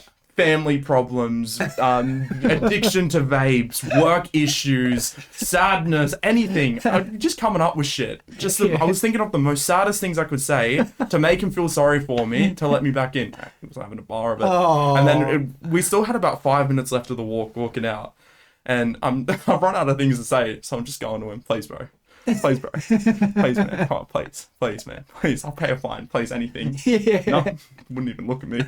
What a sad Walked me out, bro. Missed out on my team. Not even a warning. Not even a warning. Wow. Bro. Straight out of there. Fuck, dude. Gutted. I hate not being able to vape. I hate it's just vaping. I'm not doing it on anyone. It was sweet. It was fine. It's nothing that infuriates me more than not being able to vape. I got told on a building site by someone, the builder. He's like, dude, we just got an email saying it was 3 a.m. Yeah. One of the Coles workers has snitched and sent an email. I just got an email from the fucking big boss saying someone's been caught vaping on site. They know who did it. You can't be fucking doing that, dude. And I'm like, listen, I don't give a fuck. I'm like, I'm sorry, but I don't give a fuck. I'm just going to keep doing it. It doesn't matter what you say to me right now. I'm not going to stop doing it because I would have been lying any other way. I'm not fucking walking outside to fucking hit a vape. It's just like, fuck off. Fair enough if it's a cigarette. Yeah. Fair enough. Like, you got to ash it. It stinks. Like, fair enough. It stinks. You got to put your butt somewhere. Exactly. Yeah. Completely fair enough. But vaping... And there's no one around but us and everyone vapes, including the guy who told me off. There's no risk of it catching, like, you can't, like, blow on something and it catches on fire, or like a cigarette where you actually have to light it. Yeah. Bro. You know what? Fuck it. If I ever get in a situation where I'm not allowed to vape where I am, I'm going to smoke cigarettes and I'm going to make sure I stink like cigarettes. I'm going to spend my time next to the person that told me I shouldn't vape. That's what I'm going to do. I'm going to make their life as miserable as I can because I'm going to play by their rules. That just got into your head just now. Yeah, vindictive. I love that. That's what I'm going to do. Fuck him. Idea. I'm gonna ash on his shit. Put my butts in his bag. Not vaping inside anymore. Can't get I'm doing the right thing. Yeah, exactly. Fuck you. Yeah. I love it. No, I love the footy as well, bro. Yeah. I'm glad that fucking I started getting into it. I haven't watched many games in a few weeks, to be honest with you. But I'm fucking doing pretty good with all the tipping and shit like that. Yeah. Did you jump into tipping? Nah. You didn't jump in? I'm gonna do it next year, 100%. Yeah. It's so much fun. Yeah. So much fun. Except Cooper, he's fucking cheating. I swear to God, he's cheating. I thought he was doing the worst at one point. No, he's winning. He's smashing everyone. No way. He's smashing. Because in this footy tipping we've got, you've got like a ×3. Yeah. You got a ×2. And I didn't fucking know about any of this shit. I'm just betting on my fucking good horses, and then all of a sudden I'll be getting like 8 in a row. Oh, sweet, a good week. Little did I know, fucking Cooper, he's chucked his ×3 on there. Shit. Obviously, he's gonna have fucking 24 fucking points, bro, for that fucking round. I only got 8. Like, I was like, You'll be ready for next year. I didn't fucking know. Fuck you, Cooper. You and then nobody gave you the rundown, obviously. No one fucking told. No one knew except Cooper. Really? Cooper and Bailey and their kept it to dad. himself No, as well. the fucking Beck. You don't know how to pronounce his last name. Beckhouse. It's not. What? I swear it's not Beckhouse. He told me it like on our pod. It's like Beckhouse. What? Yeah. No way, it's so actually good. Beckhouse. Shit. I was about to say Beckhouse. Beckhouse as well. What the hell? It's Beckhouse. known him. I've fucking known him for that long. And then I called him Bakehouse for fucking years. It's kind of suits him, Bob. Yeah. Bakehouse. Bakehouse. Fuck yeah. Nah, it's sick, bro. Shit, didn't know Fuck that. yeah.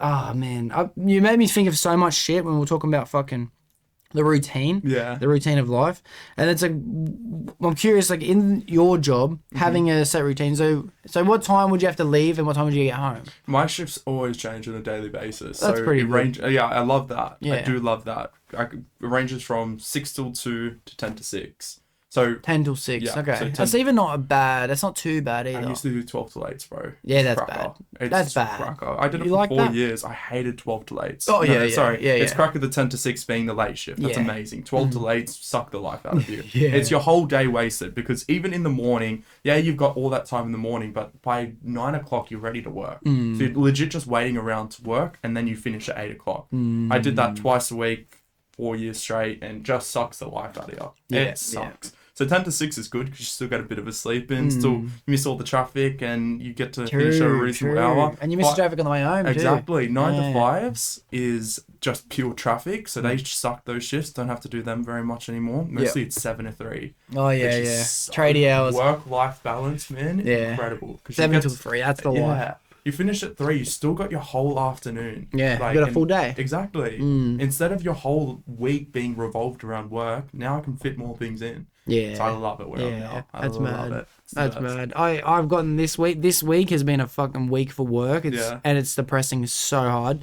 You get to like Thursday, Wednesday, and even then, because I do Sunday, Monday, Tuesday. So by Wednesday, that's my Thursday. And you're like, this is fucked. I did Yeah.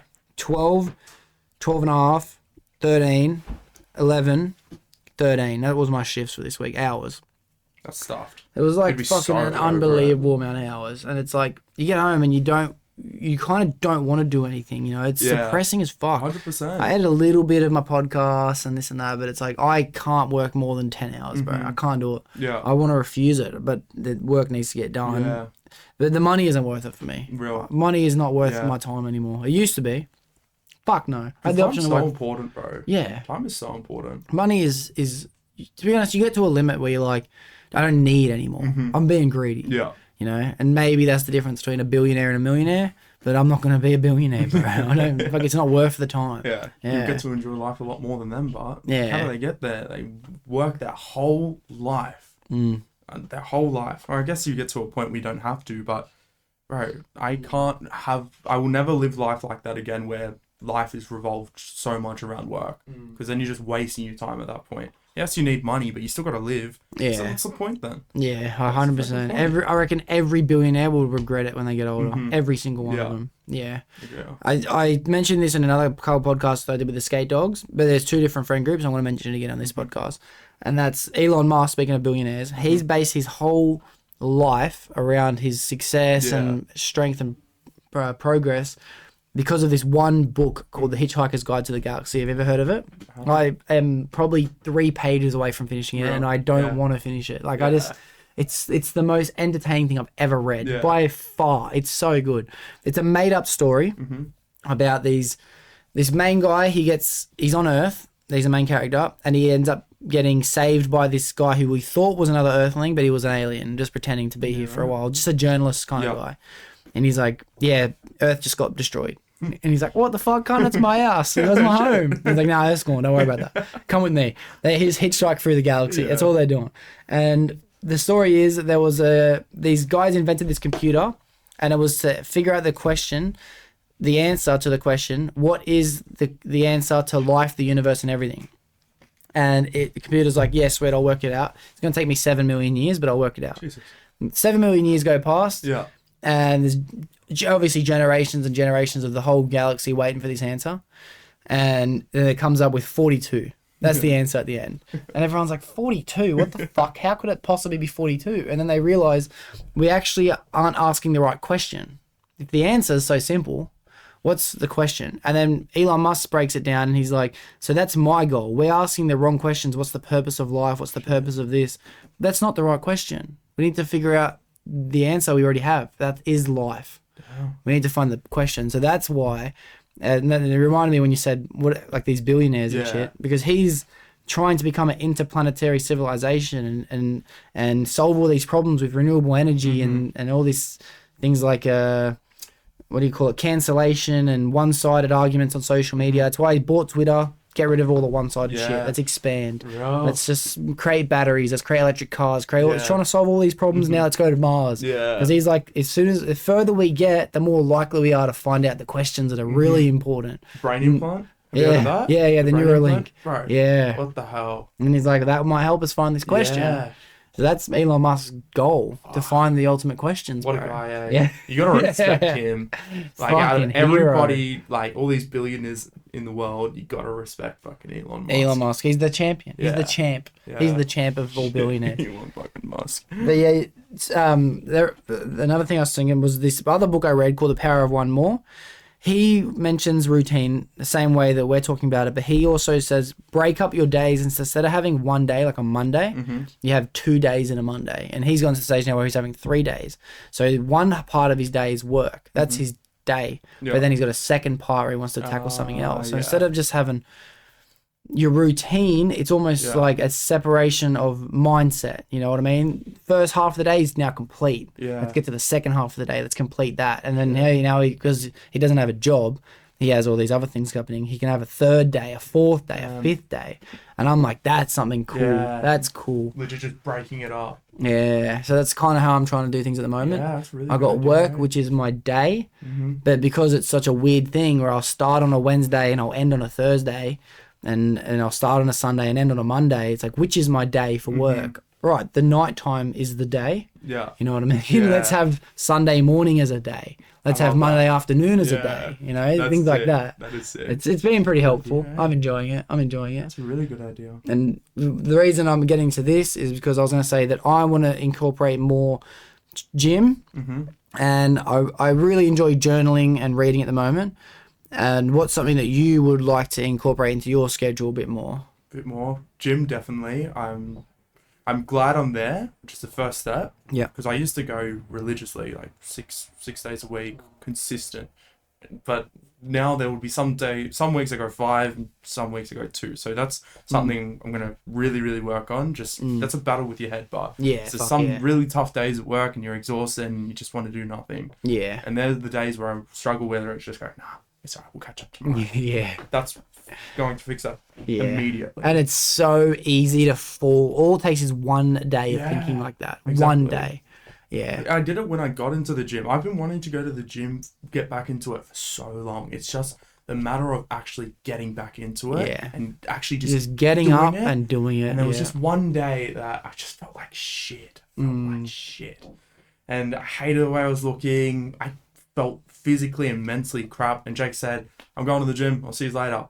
I said, wait, I'm coming with you. Nice. I love those moments, And I'll never forget Jake's face. He was like, oh, really? And he was so proud. And I was like, that's something I'll cherish forever. That's the way he looked at me.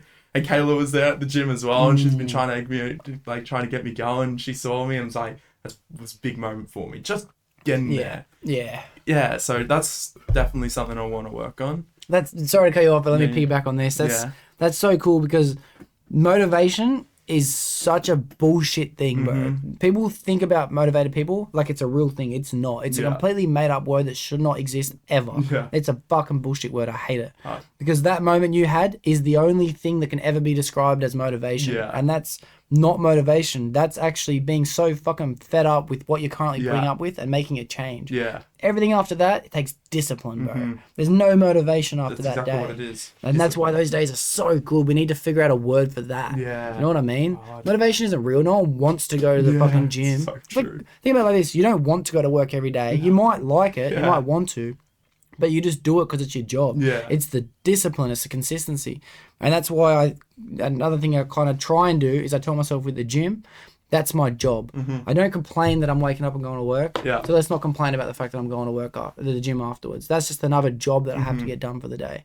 But we need to figure out another word to describe those epiphany moments, you know what I mean? They're like, fuck it, let's just fucking go for a run today. Because I wasn't even thinking about it. Like, all day, it wasn't like, I'm going to go to the gym today. I'm going to go to the gym. I was just in a moment where I really hated I was feeling in that exact moment. Yeah. And then I wasn't even thinking about it leading up. Like, all right, let's just go to the gym. Let's just fix that feeling. It was just like a fuck it. Yeah. Fuck it moment. Yeah. And then I just did it and I loved it, bro. Yeah. I felt like inspired again, and Nice. I loved that feeling of being back in there. I completely forgot everything.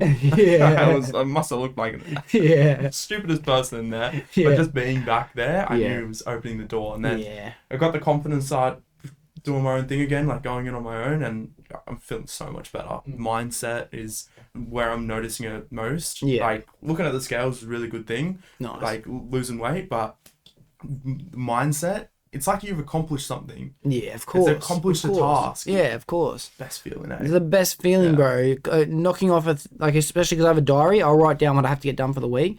There's nothing better than crossing that fucking thing out. Bro. That is so. Sometimes because I'm fucking insane, Yeah. I forgot to write something, so I write it down just so I can cross it out. Make myself a little bit better. Because it's an accomplished moment, man. Yeah. You completed Like, I that. just pretend like, oh yeah, this was already there. Cross that out. Nice. Yeah. But Kayla asked me the other week, what's your favourite part of the gym now that you're back? And she didn't... I said my answer was walking out. Yeah. Walking out. And it's nice. not just because, like, all right, that's done, thank God. It's because I've completed a task. It's something I'm proud of. Fuck Like, yeah. I've gotten it done. Now I get to go enjoy the rest of my day. I love that feeling when you're walking out and you just get that sense of accomplishment. It's the Dude, best, you're bro. speaking to the choir, preaching to How the good choir, is bro. it, eh? I love that. That's my whole existence. Yeah. My life is just about like not wanting to be doing what I'm doing all the time and then Yeah. being so fucking happy that it's done. That's all my whole life Exactly. is. Just, I don't want to be doing this. I don't want to be doing this. I don't want to be doing this. Oh. Best feeling, eh? And then the unfortunate thing is it's like, now what do I need to do? And then you got to do some other bullshit you don't want to do, bro. Exactly. Yeah. That's sick. Also, I thought of a word as we were talking for what that word could be. We'll call that a yes cod. Yes, God. A yes cod will be what the term is when you have that moment. I had a yes cod because that's doxy backwards. Well, let's put in the dictionary. Yeah. Yes, God. Yes cod. Love it. Yeah, cool. So gym's one thing. Yeah. Anything else you'd like to start incorporating more? Just into like just the weekly routine. I started cooking a lot more. Nice. I love to cook. Nice. Like I'm starting to do You that. a lot like more. cooking? I love I cooking. hate bro. cooking. Really? Hate it. Love it. Yeah. I got a fire pit the other week and just cooking with charcoal. Nice. That's Even- a different type of cooking. Yeah, but- bro. Like Yeah. I did it last night, some chicken for the first time, which I was a bit nervous about because I'm feeding the family. And chicken's a dangerous game. Bro. Oh yeah. Can be- Oh yeah.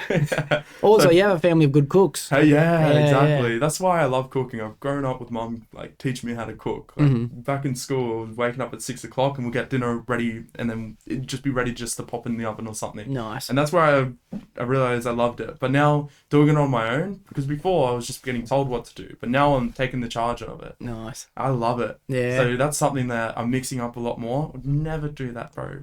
And it's all back Nice. to this new experience stuff where I'd come home, lounge around, play FIFA, go to bed. But now just mixing that in, just doing that a few times a week. Love It makes bro. a man out of someone, bro. Honestly, learning how to cook is such a thing to put on a resume. Not a literal resume, but like a lifetime partner type resume, Yeah. you know? When you're looking for a wife. If you can cook, like, you've hit a fucking ball game that a lot of people can't. Especially if you enjoy it, but Yeah, like, it doesn't feel like a job. I hate the cleanup. Dude, But love I the hate fuck. cooking. I couldn't hate it more. Really? I hate it.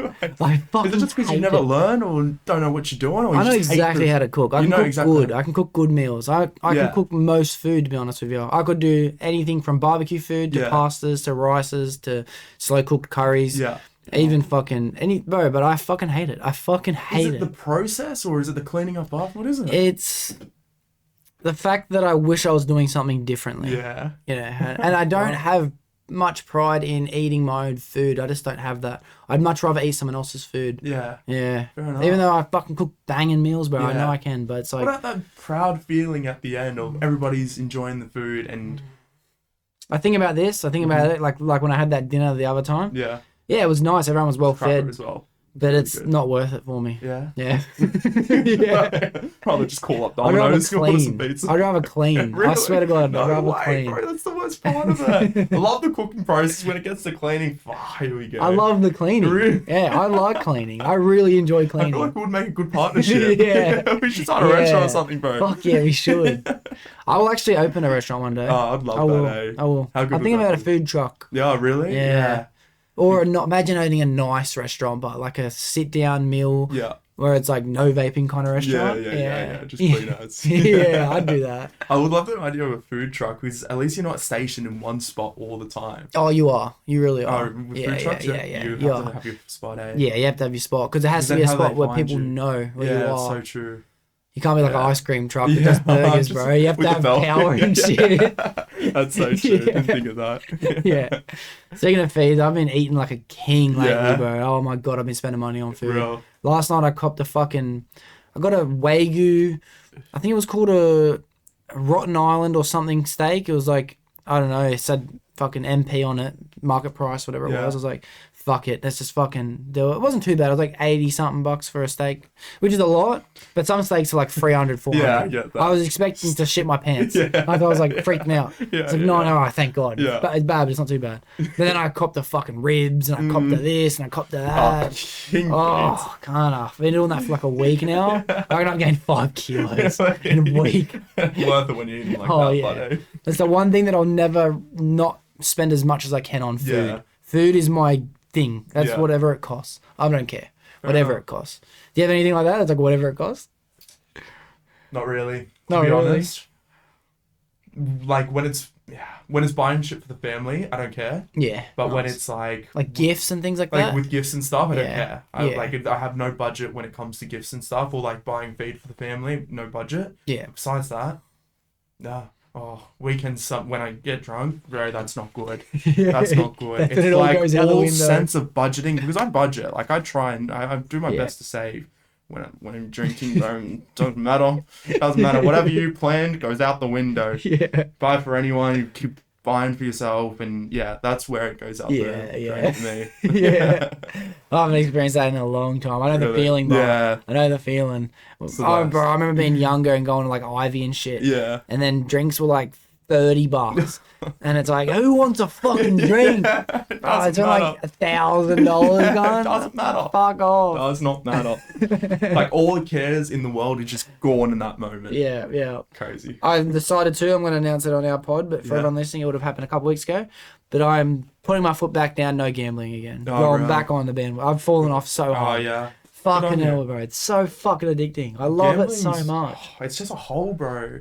It's fucked. a I've been whole- fortunate not to actually have spent any of my money this year because I've won some big money this year. Yeah. But I've spent it all. And then Yeah. I've won it all back and I've spent it That's all. the problem with it. Yeah. Instead of being happy with your winnings, you're just like, okay, now I've win got some more again. to reinvest. It's win again. Yeah, no, I should win again. And it doesn't work like that. Man, I won And that's how they feed off $7 it. grand like it's probably a month and a half ago now, 2 months ago.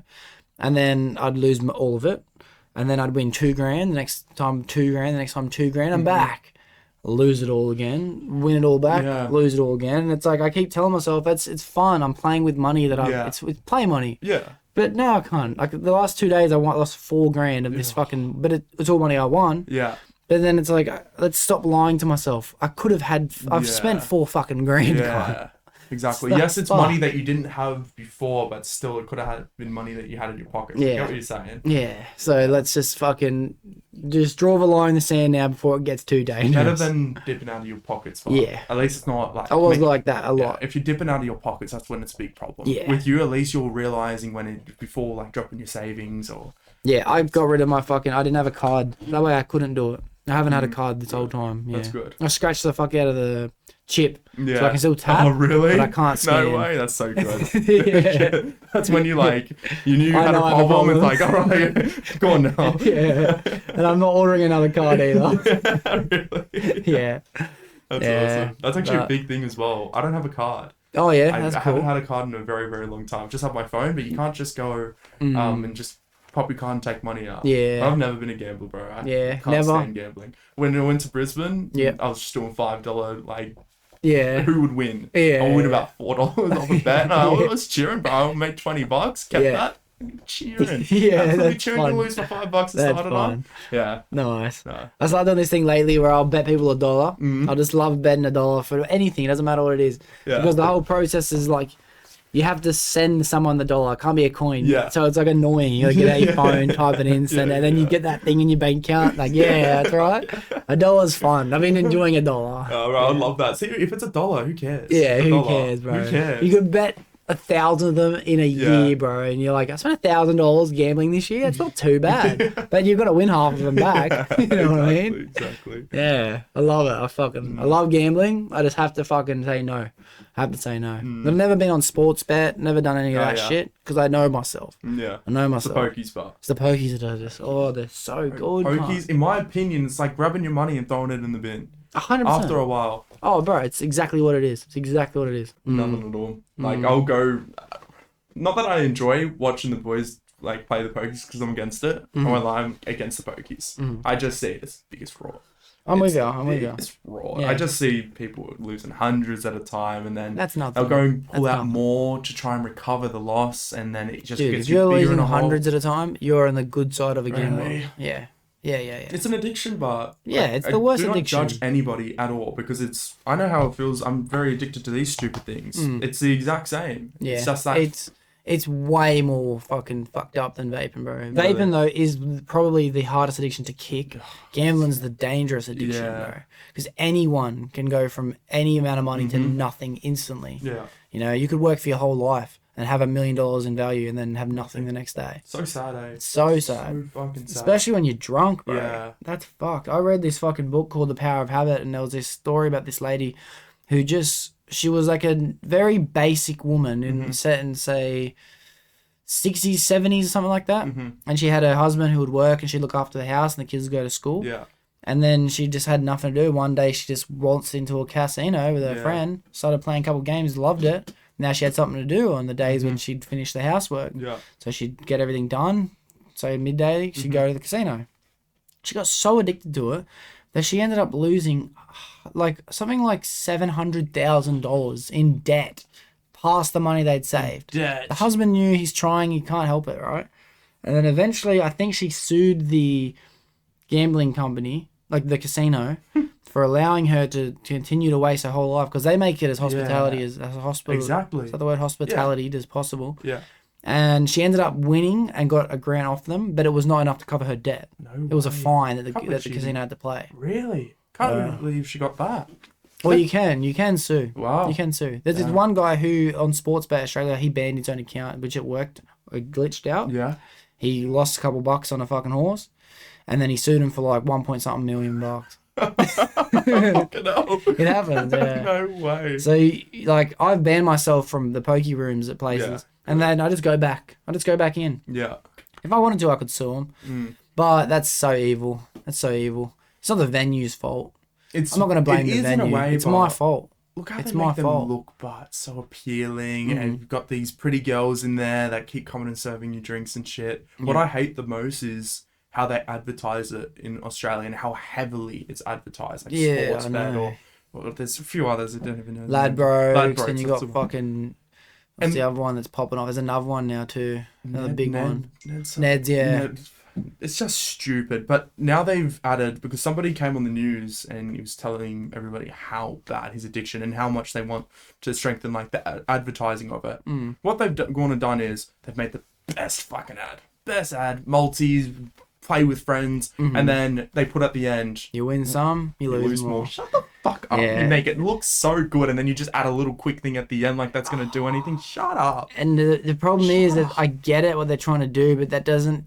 That you know that as a gambler, you know you're gonna lose. Yeah. You've just devalued money in order to play. Exactly. You've convinced yourself this money isn't important. So knowing you're gonna lose it, you've already decided that when you went into play. Yeah. You're not deciding, oh fuck, I can't wait to win. Exactly. You know as a Going in gambler, to I'm lose. about to lose. Yeah. It's the thrill of knowing you might not have lost. Yeah. That's exciting. Not that Yeah. you might win. So it's So I get it. I was gambling at what's it called? When I say gambling, $5 just in sports bet when I was at Magic Round to keep it interesting. I Yeah. loved it. I was Yeah. having the best time. Made the game so interesting. Yeah. You're watching your one player the whole time. You're going Yeah. for one team as much as your own. Yeah. I get it. But when it becomes like a big thing where you're spending a lot of money on it, and it's no fault of your own. Yes, you can have discipline, but the way it's advertised and how good they make it look can become a problem so easy. Yeah, I can see how it happens so easily. So easily. But I also am an advocate on the fact that it should be as legal as it possibly can be in Australia. We just need to have more information about the fact that it's so bad. Exactly. I don't think a lack of ability will fix the problem. Yeah. Because without it, we'd probably just have backyard gambling. Yeah. We'd have illegal things like that. I think the fact that it's legal is completely fine. Yeah. It's the same. I have the same opinion with drugs, but I think all drugs should be legal, even though I'm a fucking massive advocate on not to do them, because I have the information behind it. Like but making drugs illegal, it doesn't help anyone from doing it. It just makes it worse. Exactly. It makes it more dangerous. Like, so true. Yeah. So that's my foot in the sand lately. No more fucking gambling. Good on you, mate. We'll see how we go. Good on you. I know how I'm going to go. I'm going to be right. I'm going to be You'll right. be fine. Look what you've done with the alcohol. Yeah. Oh, you've been sweet. I've got very, very good discipline, but I have zero moderation. Yeah. Zero. Really? There's not a fucking ounce of moderation in my body. You know what I mean?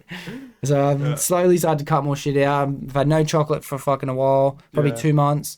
I've had no chips for a fucking month, no cake for a month, which for me, they're big things too, because I work at a supermarket every night. So when I'm hungry, I'll just go buy whatever I want to buy and eat while I work. Yeah. And you're in Woolies and Coles, bro. You're just like, what do I want today? I want I want everything. Let's just pick one thing. Yeah. And that one chocolate, one chips, one lollies, one cake. Yeah. So as long as I can just say no more, then I'm alright. No, it's awesome. Vapes on the other hand. Bad. Toxic little things. I hate everything about them. But I love them. I love them too. I know. hate them, but I love them. I know. Too much. I know. Oh, it's just too much of a problem now. Do you think that like thinking about quitting kind of makes you sad? Do you think like that or no? I don't want to quit. Yeah, we do. It makes me sad. I love it's so social. Like, you're having a tough day at work, you go downstairs, go for a vape, you see your friends vaping too, and you have the best conversations. Yeah. I don't want to quit. No, never. I want to, but I don't want to. It's my fix. I don't know if I've convinced myself this because it's easier than the process of quitting. Yeah. Or if maybe. it really is something that I really enjoy. But I think I really enjoy it. Yeah. You know, it's fucking really fucking weird thing, nicotine. I don't know if I could I know I could get off it. I'm painting a bad picture. I could, but I don't want to. Yeah. That's the main problem. That's the main part, but I have a complete opposite view of, like, personally myself, I'm going to find it hard to stop them. Again, it's so built into the routine where you wake up, have a puff of your vape, drive to work, coffee. I'll have to quit coffee. Oh, I couldn't quit coffee. I need I'll coffee. have to. It's just too associated with the two. Yeah. Have a coffee, have a smoke. Yeah. It's associated with everything for me. I need a drink of water, have a vape. Yeah, exactly. Even fucking peeing dogs. I know. Come on. I know. Do you find that, like, when you get out of the car, like at the servo, you'll grab your wallet, your phone, and your keys to lock the car, and your vape? Do you ever notice that? 100%. And all you're doing is going in to pay. It's always on me, but all the time. Like, everywhere I go, this stupid little piece of plastic comes with me. Because I got a fuel card. So sometimes I'll just fill up, and then I'll start my car up, and I'll just leave the car on. All I have is my fuel card and my vape. Your vape. And I don't even pump it. I know. I just carry it's coming it. for the ride everywhere you go. It's a little companionship thing with it. I work all the time. I'm like, oh, fuck. It's like, what? Like, which pocket is it in? Bro. It's in one of these pockets. That's what I hate the most about them. That panic moment when I go to bed and I don't put it in the drawer next to me. Yeah. And it's somewhere in the bed. And then there's the whole panic moment. Fucking flip it over. Everything. Yeah. Until the point where you can't find it, I'll just go open a new one then. Yeah. I like it when, like, I find one in my lunchbox, or like I'll be like back on top of a quorum or something in like a weird spot, and I look, hello, old friend. How you going? I'll clean it out. Oh, I've missed you. Yeah. I've missed you. Yeah. That's mad. I can relate to that so much. Holy shit. Yeah, it's sick. Was there anything else that you think would be a nice thing that you want to start doing this year, or anything you've thought would be exciting? Another thing. I want to start traveling, like, interstate as well. Oh, yeah. Like, to explore Australia. I never think about that. Really? We've got a beautiful country, bro. People go and travel the world, but Australia is amazing. Yeah. I feel like it's underrated. Like, even Perth or I want to go to Melbourne. I've been Perth to will be Melbourne a cool, couple of Melbourne times will. before the tennis. What is it called? Australian Open. I want to go Oh, you went to properly. watch Yeah. Australian Open? Yeah. Fuck. That was pretty good. I've never met anyone that's watched a game of tennis. It's a lot of this. A lot of this for a few hours, eh? In the heat. Did you see Kyrgios play? Yeah, I did. Yeah, that'd be cool. And then watch Roger I Federer. like him. I like Nick Yeah, Kyrgios. Kieran, He's he keeps sick. it exciting, bro. Yeah. People hate on him, but we Nah, need no one a hates on him. There's people like overseas, but no Australians. Everybody Okay. loves their bloody Kyrgios, but people say like he's a disrespectful to the sport because there was one time for I know you're one talking in about. You're talking about when he wore his shoes. the red shoes Yeah, when he's supposed to wear yeah. all white. Yeah. I love that, He bro. copped like a $15,000 fine or He something. got so much Yeah. hate. Yeah. I love that. But that's his niche, bro. That's what he's doing. He's doing that on Exactly. purpose. He's making smart. it entertaining. Yeah, He's yeah, making it so entertaining. yeah. So, yeah. But yeah, I've been I've been to Melbourne, Queensland. I don't think I've been anywhere else in Australia other than that either. I'd like to go to Perth, but Perth would be It's fucking insane. dope. Perth looks cool. I've been to Perth for a couple of hours from a connecting flight. Yeah. Didn't go and explore it. I was kicking myself off. Like, Perth looks amazing, bro. Yeah, it really It's does. incredible. People say Perth is their favourite state from other Yeah. countries. Yeah, people say Perth is like so secluded from most of the world. It's a full city that's just crazy. not up to date. And a lot of New Zealanders, a lot of the customers I speak to, I would think like because Australia is their destination point. Like we go to Bali, they come to Australia. Oh yeah, They always go to Perth. I would think man, Gold Coast, Melbourne, Sydney, yeah. Perth. Really? Perth. I Wow. love Perth. What about the UFC's coming here, Hey, bro? bro, I'm Sydney so this keen. time. So keen, bro. Me and my brother, we decided they're $80 admission tickets, and we decided we're just gonna buy whatever the fuck tickets we can buy Yeah. as best as we can for less than like $1,500. If they're like 2.5, I'll think about it, but it would still be worth it. I think. Ridiculous, but Yeah, but there's $80 admission. Really? But like, how quick would that sell out, Oh, bro? so quick, I don't know if you'd be able to buy them before they came out. Yeah. You know what I mean? Like they'd be sold before people heard about they were about to be sold. Insane, eh? Yeah. I'm going to that bar. Like, Whatever. experience, man. Yeah. I don't care how much it costs. I'm going. Yeah, I'm me too. 100% going. Me and my brother said whoever gets there first has to buy 5 tickets. Yeah. Yeah. And then we'll just fucking dish them out. 100%. You'll get rid of them very, very easily. Everybody wants to go. But I reckon you could buy 20. You could buy all of them. Yeah. And you could sell them Yeah, all. 100%. You can make a lot of money off that shit. Yeah.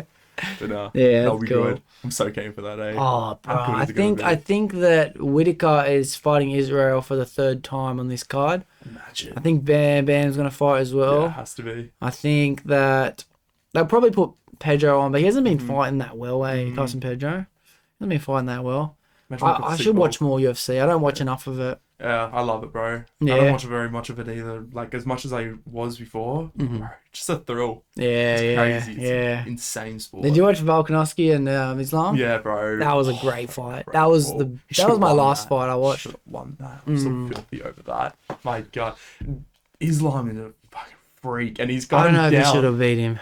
I don't know if he I don't should know. have It was beat him. close as. Bro. It was very It close. was very close. But if the fight went for longer, yeah, he would have won. Yeah. But he didn't. And the fight didn't. You know what I He mean? won the fans' hearts by that night. Like, Yeah. how he's in a chokehold and he's going and he's smiling. Yeah, like, that's his what I'm outfit's worried behind him, about, like, yeah. fucking gangster. Yeah, he is a gangster. He's so underrated, Hey, bro. bro. But now the rest of the world starts to see him. Yeah. Yeah. He deserves it. Yeah, He's that's just a sick. footy player from Wollongong. I know, sick guy, eh?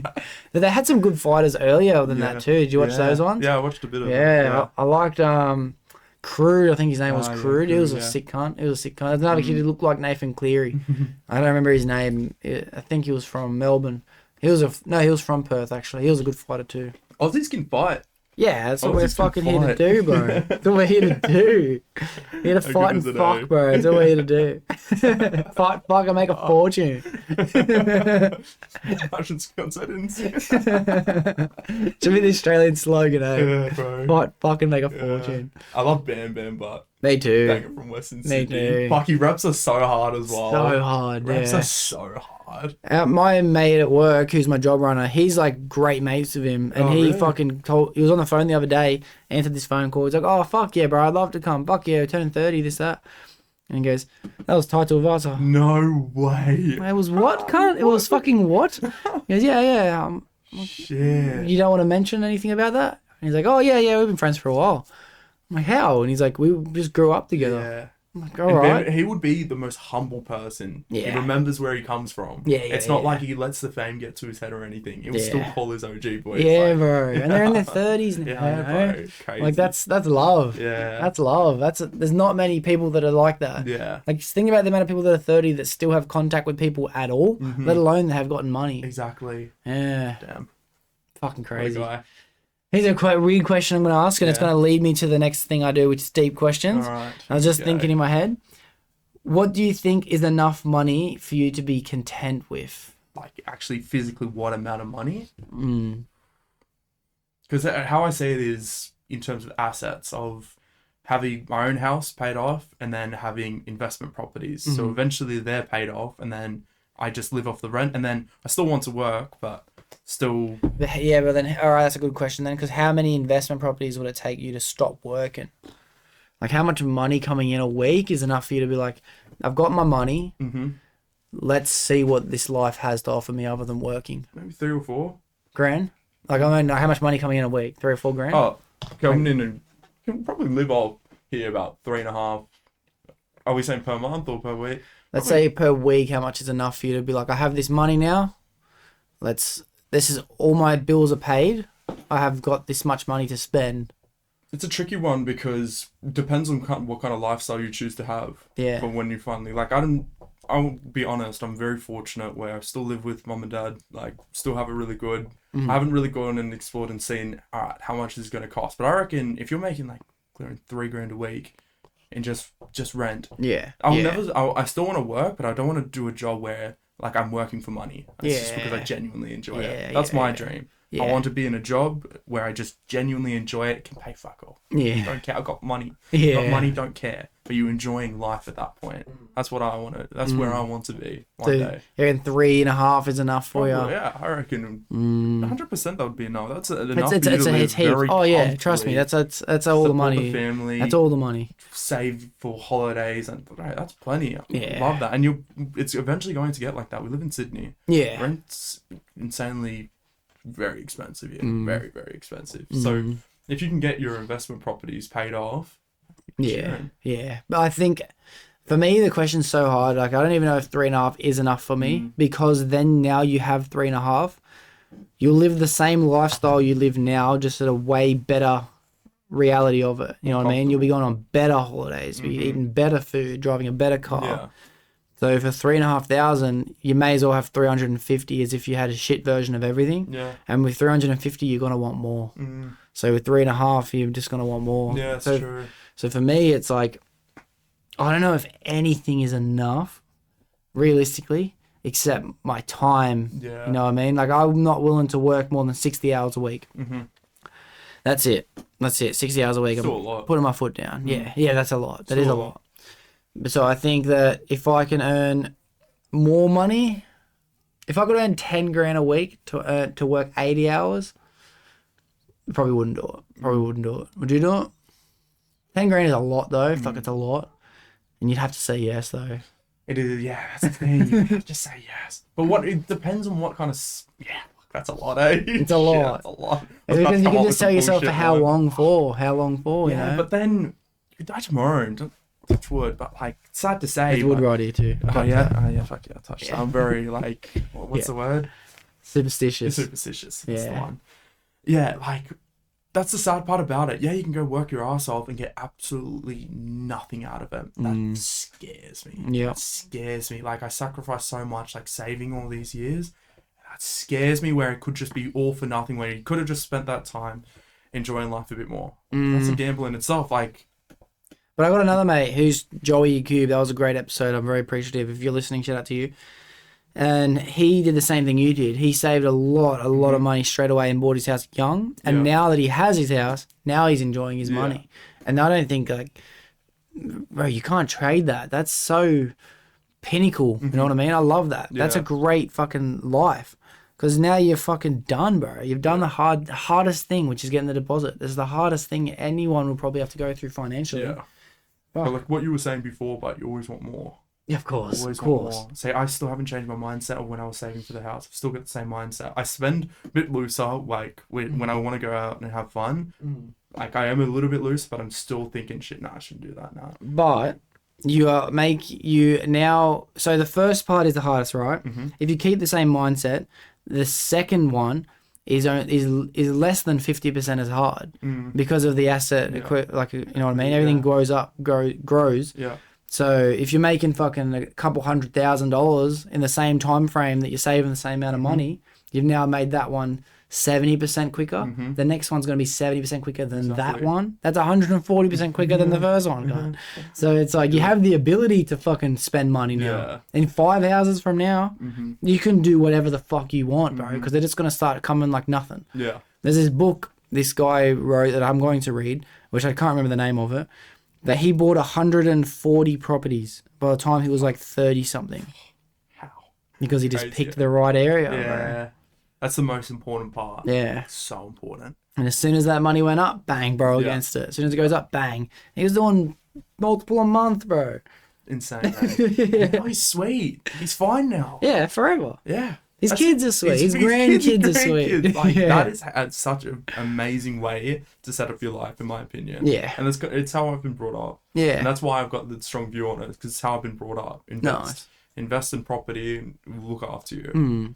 So, yeah, see how that goes. That's cool. I'm just starting to get on. I've been on it for a while, the idea of investing property, but I'm so into the idea of investing yourself.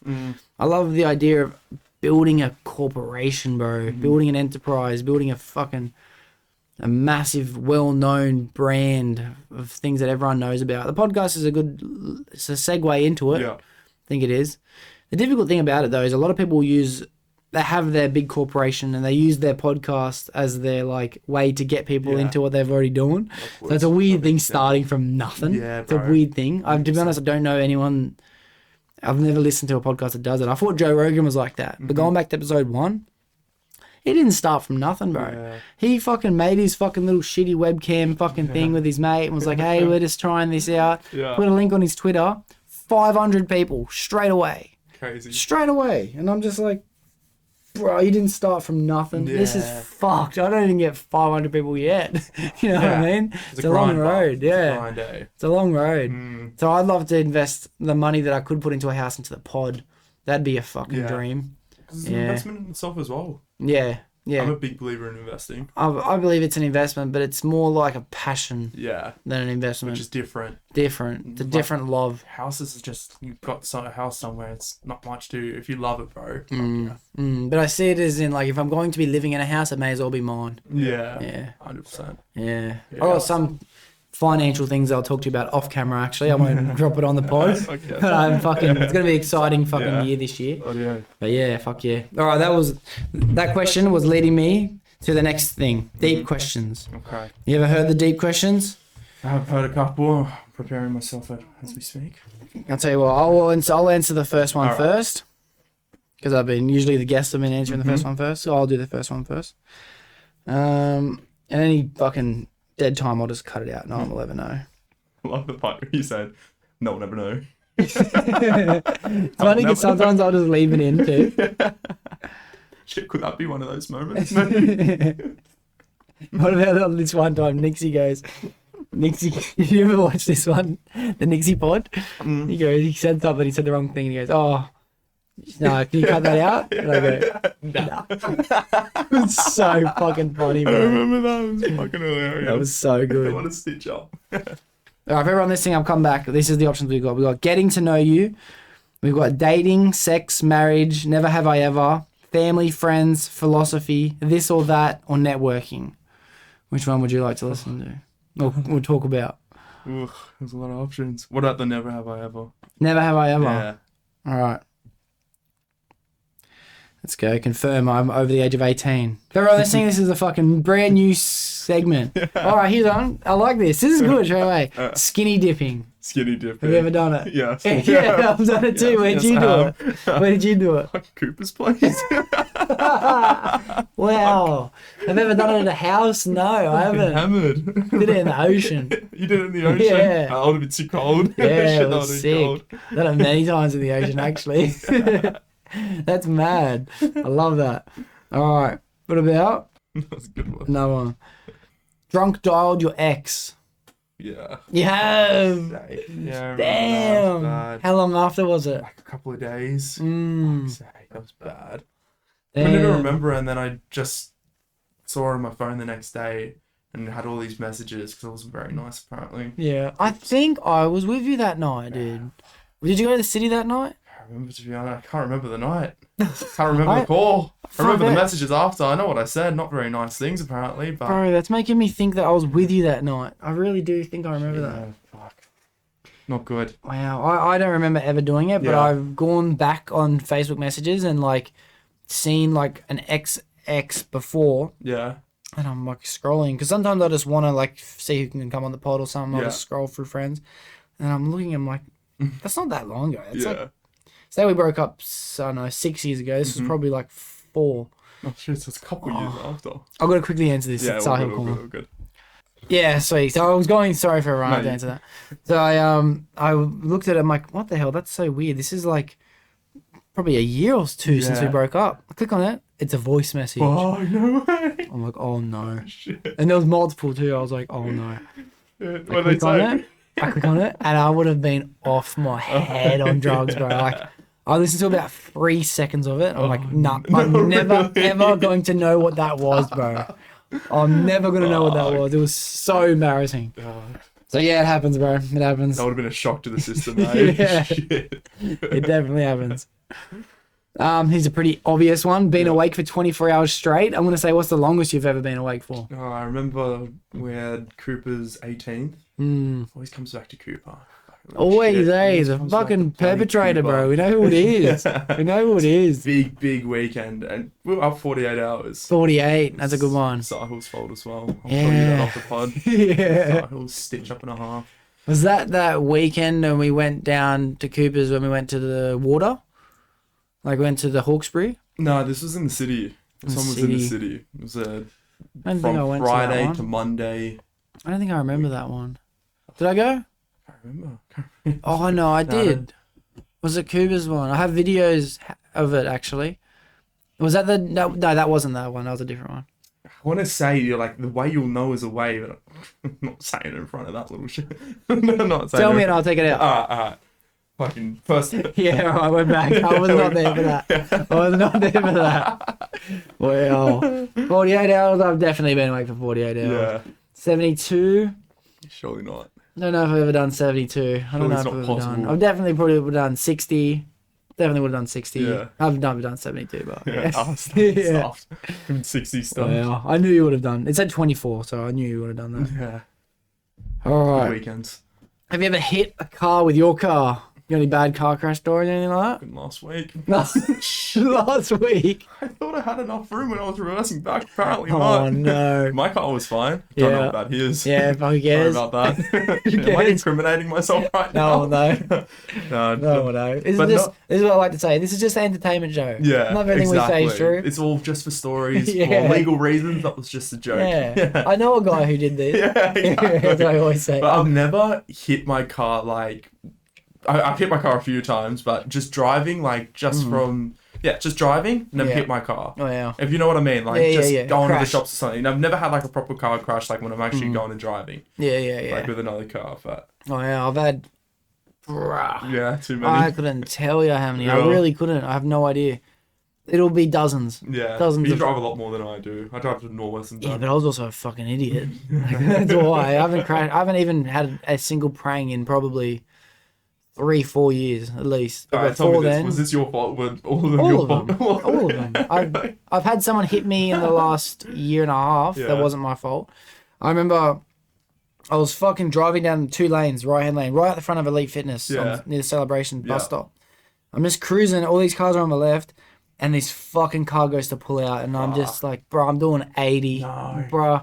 And this little car, and I was in my big truck at the time, goes to pull out, but he doesn't. And I'm like, all right, sweet, so keep going. Then he pulls out. I have to go around this cunt and fucking like literally go around this car in front of me. Right. And I fucking just smashed this cunt. Smashed. That's just a shit go. Bruh. You were speeding, but... It's not my fault. No, I was on 80. It was 80 zone. Is it 80 there? 80, old Windsor Road. Oh, yeah. Yeah. He ended up fucking not even having a license and shit. Really? Yeah. Fuck. Yeah, I just said, my car's fucking fine, bro. Do what you want. His car was fucked. Really? Yeah. And what, because he didn't have a license, got no lease of stand on, I said, even though he's just driving do whatever his you car. want, bro. Do whatever you want. I don't care. I'm on the sweet. No Because as I've way. gone around him, the tray has just gone out, and I've missed my cab, and the tray that sticks out probably a foot has just smashed everything, bro. Yeah. But yeah, I've had many car crashes. I remember one time, my first real car crash, my parents were going on a cruise. I was with my girlfriend at the time. I was about 18 or so, maybe 17.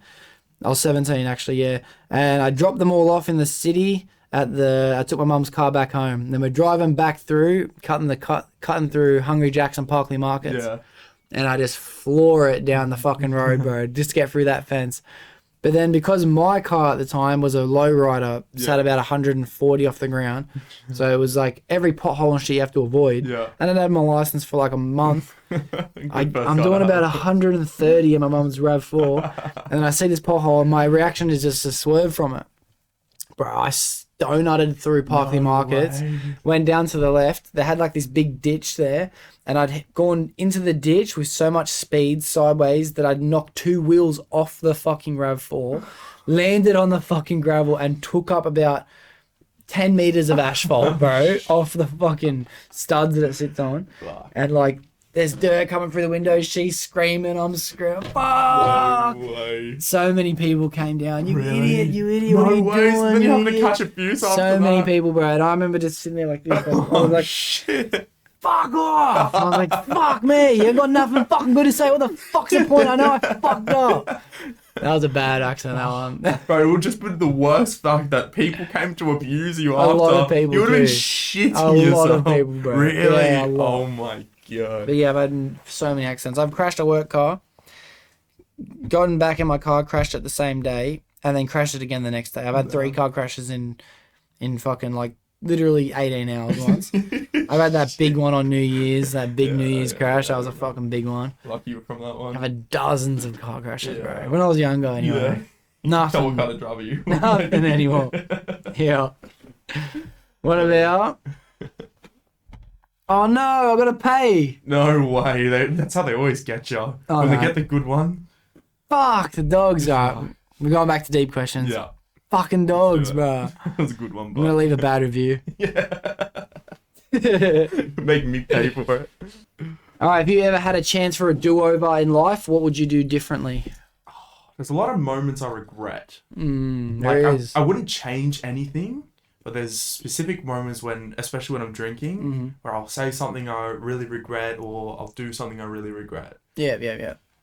Look for an individual moment, but look, because there's a lot of those moments where I'm still to this day, even when I was 18, there's moments I still hold regret to this day. For some reason, that's a big problem I've got. Yeah, I hold on to moments where there's nothing I can do to change it now, and there's the option just to move on, forget about it. Grown up a lot since then, but I still hold on to it to this day. That's important, bro. That's important. That lets you know that you seriously regret your actions, and you won't do that again. Yeah.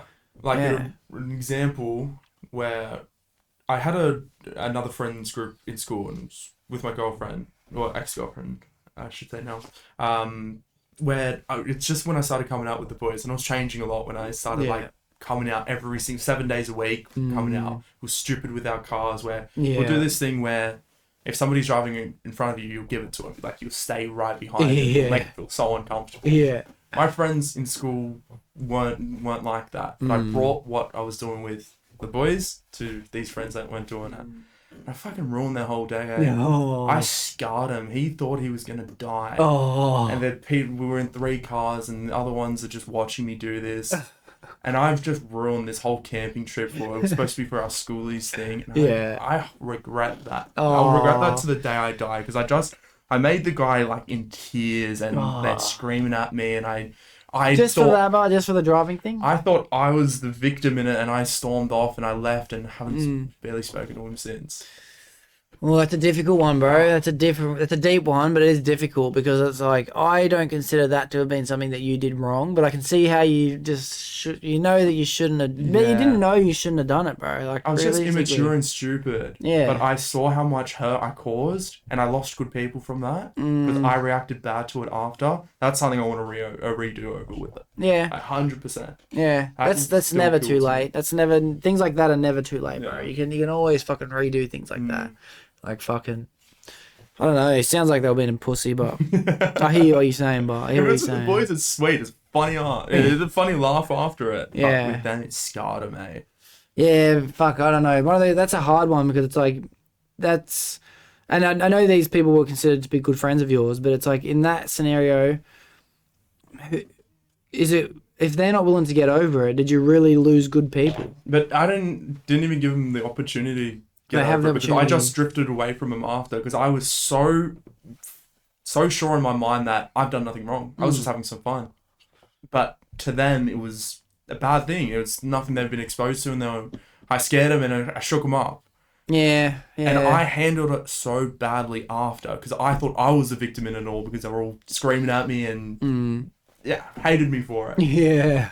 I just handled it so badly after as well. Yeah, I can see how you think you could have handled it differently, but I can see that. But yeah, fuck it. Some people just, I guess, aren't cut out for that kind of immaturity, eh? I like that shit. It's fun today. Yeah. I loved it. I never did it again after that. Yeah. After that, like... I guess there's a certain point, though, where, like, I'm 25 now. If someone's doing it now, it'd be like, what are you doing, cunt? But back then, how fun was that? Yeah. Fun was that? Yeah, nah. That's a good one. That's a good do-over. Would I have a do-over? Let me think real quick. I would do over... Nothing. Yeah? Nothing. Love that. Nothing. Fuck yeah. I wouldn't do over nothing. I told someone this story at work recently too. In my trade, I killed my apprenticeship so well. Yeah. I was one of 8 students to ever get this scholarship. The first ever came out where our industry is such a niche industry that you have kind of like an organizations that govern it. They promote things, they look after people, and these big companies, they provide newsletters and shit. I was one of 8 kids who got selected through this organisation to go flown to Melbourne, and they gave us a certificate 4 training, and I wasn't even done my certificate 3 yet. Shit. So they paid for our flights, accommodation, great training, and then like $100 for spending money a day. And I met some amazing people through it. I'm still in contact with a couple of them briefly. And it was funny because, like, one of the weeks, we all put our money together and we got bags. Yeah. And we all fucking used the government's money, right, in 2 bags. And then we even got some of the teachers to do it with us. It was such a good fucking fun. It was a great It would have been the best feeling just knowing it's the government's money. Right, it was such one of those moments, too, because, like, I was the youngest by a landslide there. Everyone was in their mid to late 20s. I was probably 19 when I went on for the second time because it was 2 different times. And then everyone's telling each other things like, you know what, bro, like, I'm so glad we met each other, you know what I mean? Like, it's so good you're going to be so good at your job. I'm so good at my job. One day we'll start a business. Look at us. We're all from different states too. Everyone from a different state in Australia. So I know now lads now from South Australia, Queensland, Darwin, all this shit. All these fridgies. And we were just chatting, bro. The teachers in there going, you know what, you kids, you got a bright future ahead of you. So it was such a G up. But then, like, even, like, I was enrolled to do these things like Apprentice Olympics. I got this certificate stating, like, I'm in the top 20 people under the age of 25 in the industry. And I was, like, 20 at the time or something. Yeah. And it's like all these things were going really well, and then I fucking got on the drugs, and I just fucking loved them with nothing I've ever loved before. And I fucking ruined all of that shit. Yeah. That went out the window. Like, the whole industry learned about my car crashes and all these things. Spread like wildfire. But I don't regret any of that. Yeah. Like, it was like, I had some of the most fun I've ever had. I got lucky as fuck in the end, and I ended up pulling my head in anyway. So it's like... You needed that wake-up call. I was like, I don't regret any of it, bro. Yeah. Who cares? The memories that you're going to die with. Like, that's lifetime memories. Yeah, and every now and then a memory will just pop back in, like, what? As if I did that. Like, you just think about it, you have a little giggle. Yeah, as if I did that. That's crazy. I can't believe I robbed that name delivery driver. Just for jokes. Again and again. Yeah, entertainment podcast. Entertainment. Yeah. But yeah, I don't think it's important to have regrets, bro. It's really not important. Yeah, I hold on to them, bad. Real bad. It is a bad thing, but it shows character. Yeah. It shows evolving, you know what I mean? You learn from them. And that's the good thing about it too. I learn from my mistakes, so I don't need to regret it.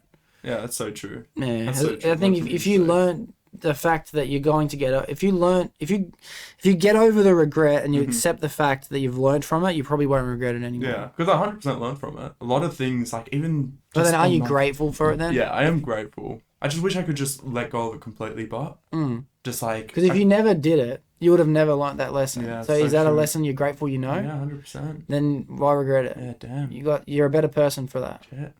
Yeah. It's a therapy session as well, isn't it? Fucking hell. Sure. What do I know? Don't trust my judgment, bro. It's good. It's good. Shit. What do you want more than anything in life? Success and comfortability. How do you define success? Comfortable. I know I just said that, but just being comfortable in life where you don't have to stress about money, don't have to stress about, oh, okay, this just going up. Oh, that's okay. That's what, like, will be purely content. Financially comfortable. Yeah. Yeah, okay. I know everything shouldn't be revolved around financial side of things, but unfortunately it's very important. I think 95% of it probably does. Yeah. Yeah. It's so important. You have to... But even when it comes to family, raising kids, money Exactly. is the underlying factor for how well you have the opportunity to raise your kids. Yeah. I never want to think, can my kid go on this excursion, for example? I never want to think, shit, they need new books. Far where we're gonna. I never want that. That's fucking actually very scary now you think about it. I never thought about that before. Think about that shit all the Imagine time. that. Imagine you don't have the money to send your kids to do these fun things that kids don't get to do. Because I was probably in the middle. I was probably got to go to some, didn't get to go to others. And yeah, it's a weird feeling being a kid knowing you're not going to go. But I also had a lot of friends that also didn't get to go, which was kind of a good thing. So being a kid, I guess it's not the worst actually. You don't really know any better. But being a parent wishing you could, that must have been hard for my parents. Wow. It's hard. It would be such a hard thing because it's not their fault at all either. Like, kind of is. Kind of is though. They don't got the money there. Food or fucking all doxy going on an excursion. Yeah. I know. Yeah, so that's a big one for me. Kinda is. Shit. True though, or not? It is though. Like, it's so slack, but it is. Yeah, alright, I like that. Well, so success and comfortability. Yeah. Nice. I think for myself, I would probably... Kids is the number one. Yeah. Kids is number one. And then a balance. A balance too, yeah. Learning, I think it'll be an interesting thing, when you have kids, learning how much time to spend with them. Yeah. I can imagine that'd be pretty hard. Because like now I want to spend as much time with my parents as possible. Yeah.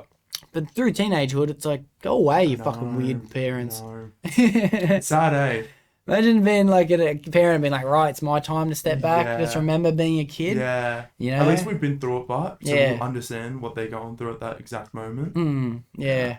And especially like nowadays, like kids probably used, especially when I was a kid, you had more opportunity to spend time with your parents. But now kids are just playing games all day, every day. I know. They're so entertained. There's no parenting. It's too much. All the parenting happens on apps. Yeah. Yeah. So sad. I know a guy who has a kid who has autism. Yeah. And I've known this kid since the kid was fucking brand new. Real. And now the kid would be, he'd have to be at least 15 or something now. The kid grew up with an American accent. Oh, real. Living here in Australia because he played his iPad and watched American videos. Way. He grew up with an American accent. He still has it. And ever been to America? Never been. He grew up here. He was born here. He's never been anywhere. He's autistic. Never heard. He doesn't have any ability to associate with people properly. Whoa. But everything he says, like, he's one of those people where he'd be like, you'd say, "G'day, kid," and he'd be like, "G'day, how are you going today?" But it'd be a full hick, bro, like a full American, like crazy shit. It's the brain for you, bro. It's insane. Yeah. That's insane. Yeah. Didn't even know that shit was possible. I know. It's really But not that's what he based on where you learned. live. But that's what he Yeah. learned. He learned to glued to this iPad, bro. Is there anything that would keep this autistic kid sane? My God. Yeah. Jesus. That's cool, eh? Yeah. It's insane to think about. That's cool. All right, when you're 60 years old, what would you like to say you've accomplished? Oof, that's a good one, eh? What would I say? Providing family a happy life, definitely. Yeah. Like, still being close to people that mean most. That's a good one, eh? Never thought that far in advance. That's so fucking far away, dude. Hey. That is so far away. But it's not. Yeah, I know. How fast does time go, bro? It's insane. Before you know it. Yeah, we're actually in the same moment right now, which is what I've been thinking about lately, as we are when we're 60. No time has passed in reality because time is so made up. It's irrelevant. Yeah. It's not real. All we've done is we've labeled something that's happening in the universe about traveling around a sun. Yeah, fuck. But in reality, the sun is traveling through the universe. So we're traveling around the sun as it's traveling through the universe. So 1 year, you're not even back to the same part you were because you're a completely different place in space anyway. Yeah. So all it is the present forever. So we're in the same moment as we were 10 years ago.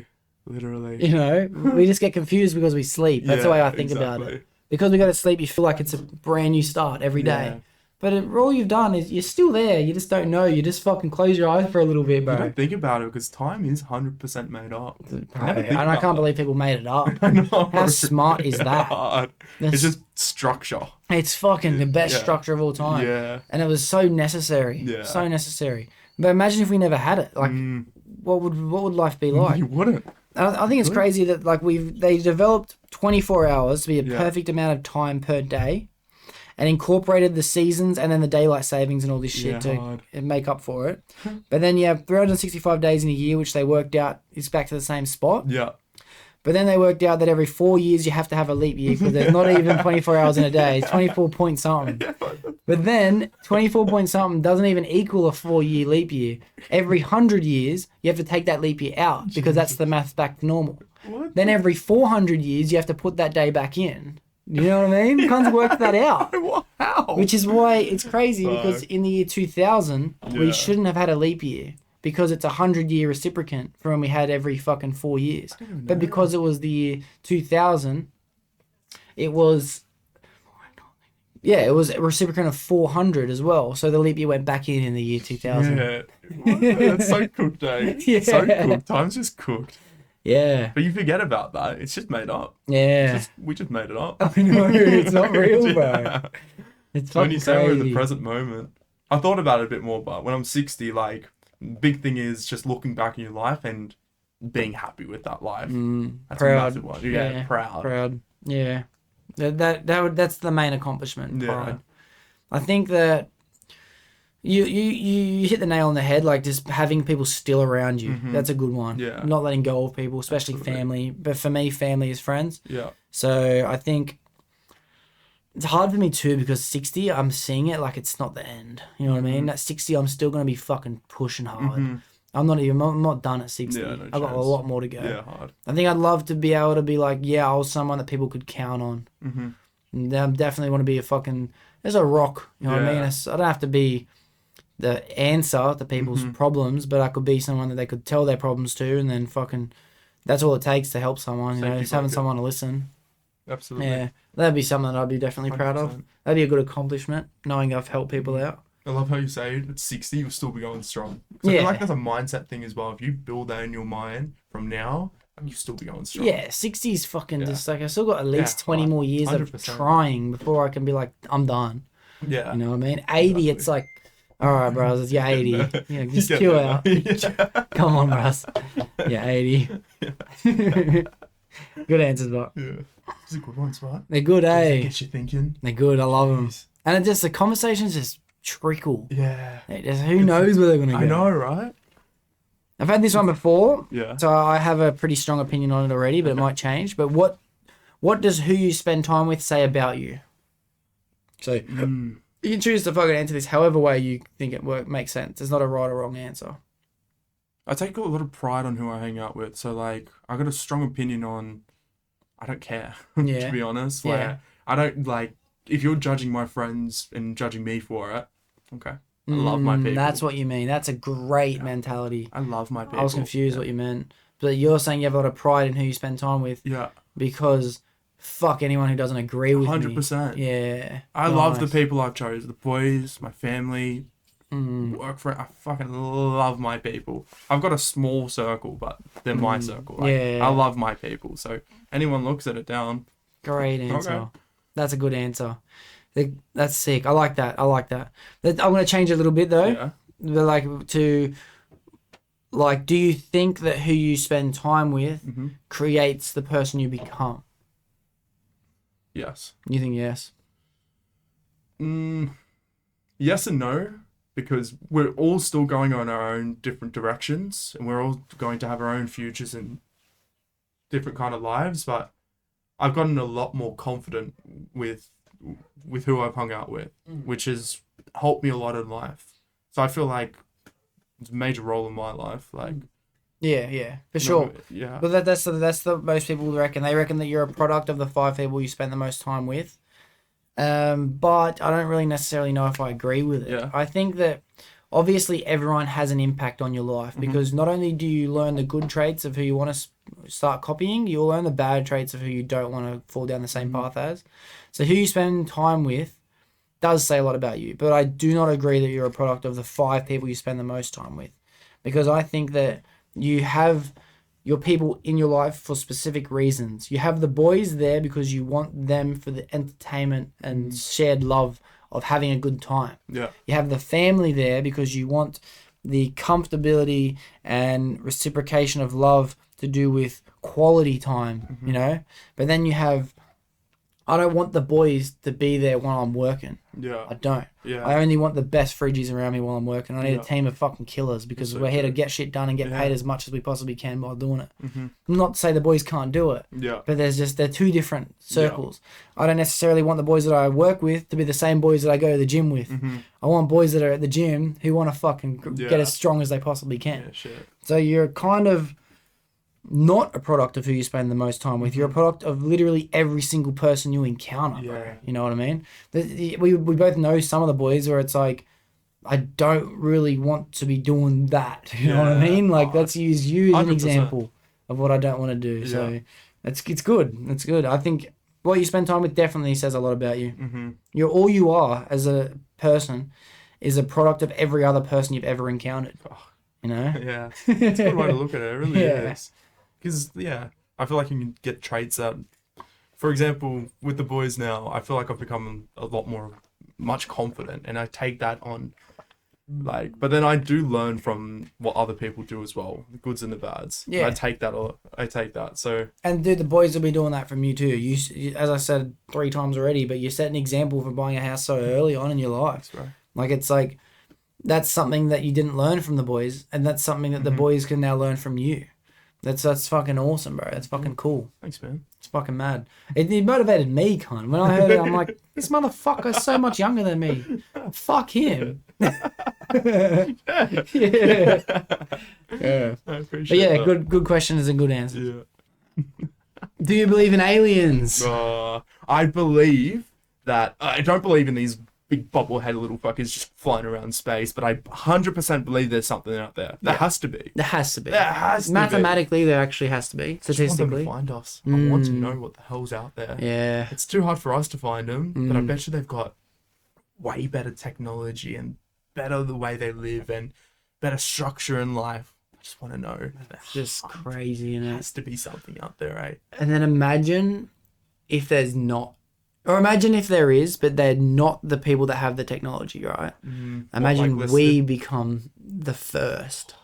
Like, it can't possibly be the case because the universe is infinite and expanding. And now that they think the multiverse is almost 100% probability that we're living inside of it, because it adds up mathematically. Yeah. So in that sense, there's a no chance, but there's still that little tiny slither that we are the most advanced things in the entire universe. Imagine that. And Imagine we will we're the become most and we're the ones that people are going to be on other planets being like, imagine there's aliens. That's us. We're further along than them. Imagine there's other beings or other creatures out there that's wondering the exact same we are.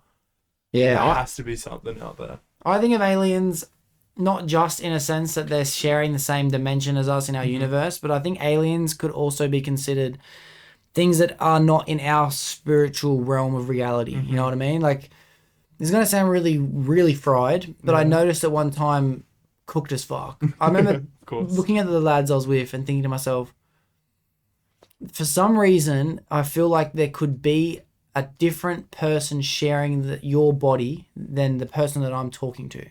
So imagine if the consciousness of yourself, which is Aiden, right? Yeah. But there's another consciousness sharing the same thing that you don't know lives inside of you, and they don't know that you live inside of you, but you both think your name is Aiden. There's multiple different versions of you happening at the same time. Shit. So as I was looking at everyone, I was thinking, I wonder if that's the truth. Yeah. But then when I started to think of aliens and shit, the boys were kind of giving me these weird looks that made me think to myself, like, I know that you're not aware that I'm thinking this, obviously. Yeah. But there might be a different version of you who knows everything that's happening and knows that there's multiple different versions of you living at the same time.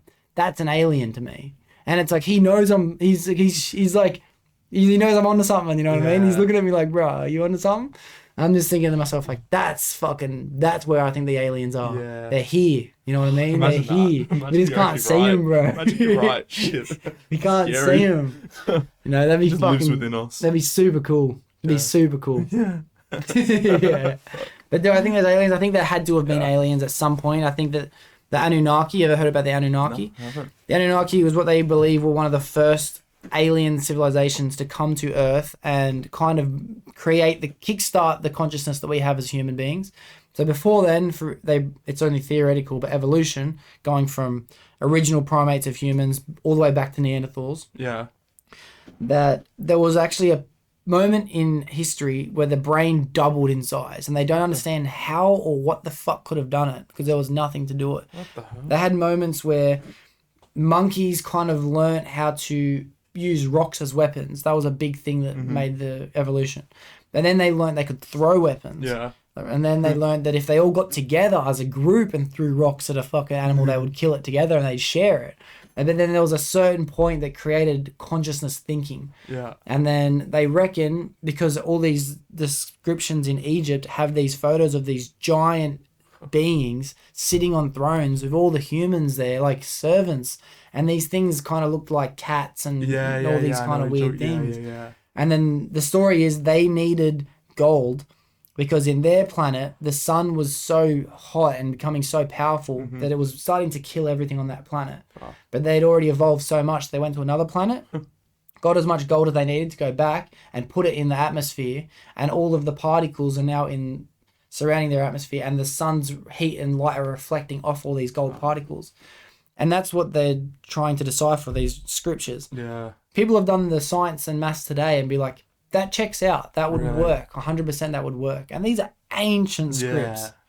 So that's a theory of the Anunnaki, which I think wouldn't be the most advanced in the universe. That's for sure. If they did that then, when millions and millions and millions of years ago, imagine they came back. I know. They come back for their gold. You know what I mean? Being a pickle. And then everyone just has to give up their jewelry and shit. Like, oh, fuck, dude.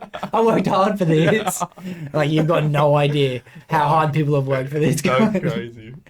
Yeah. So, do I believe in aliens? Fuck yeah, I believe in aliens. There's something out there. Hope we find out one day. Oh, great question. I want to see how your brain works with this one. What's one word to describe the characteristics shared by all human beings? I know we're all the same, but there's always something that makes us different. So, diverse? Diverse. That's a perfect one. Diverse. Yeah, because we are all sharing that in our differences. Yeah, like there's no exact person. We'll have our different opinions, different looks. How crazy is that? It's so insane. Like there you get your lookalikes, but no, every single person on the planet is different. They've all got their own different thing about them. That's fucking. How does that even work? I don't even get it, bro. I don't even get it. How? Because we could all just be the same, and life would be the same. Life would be the same.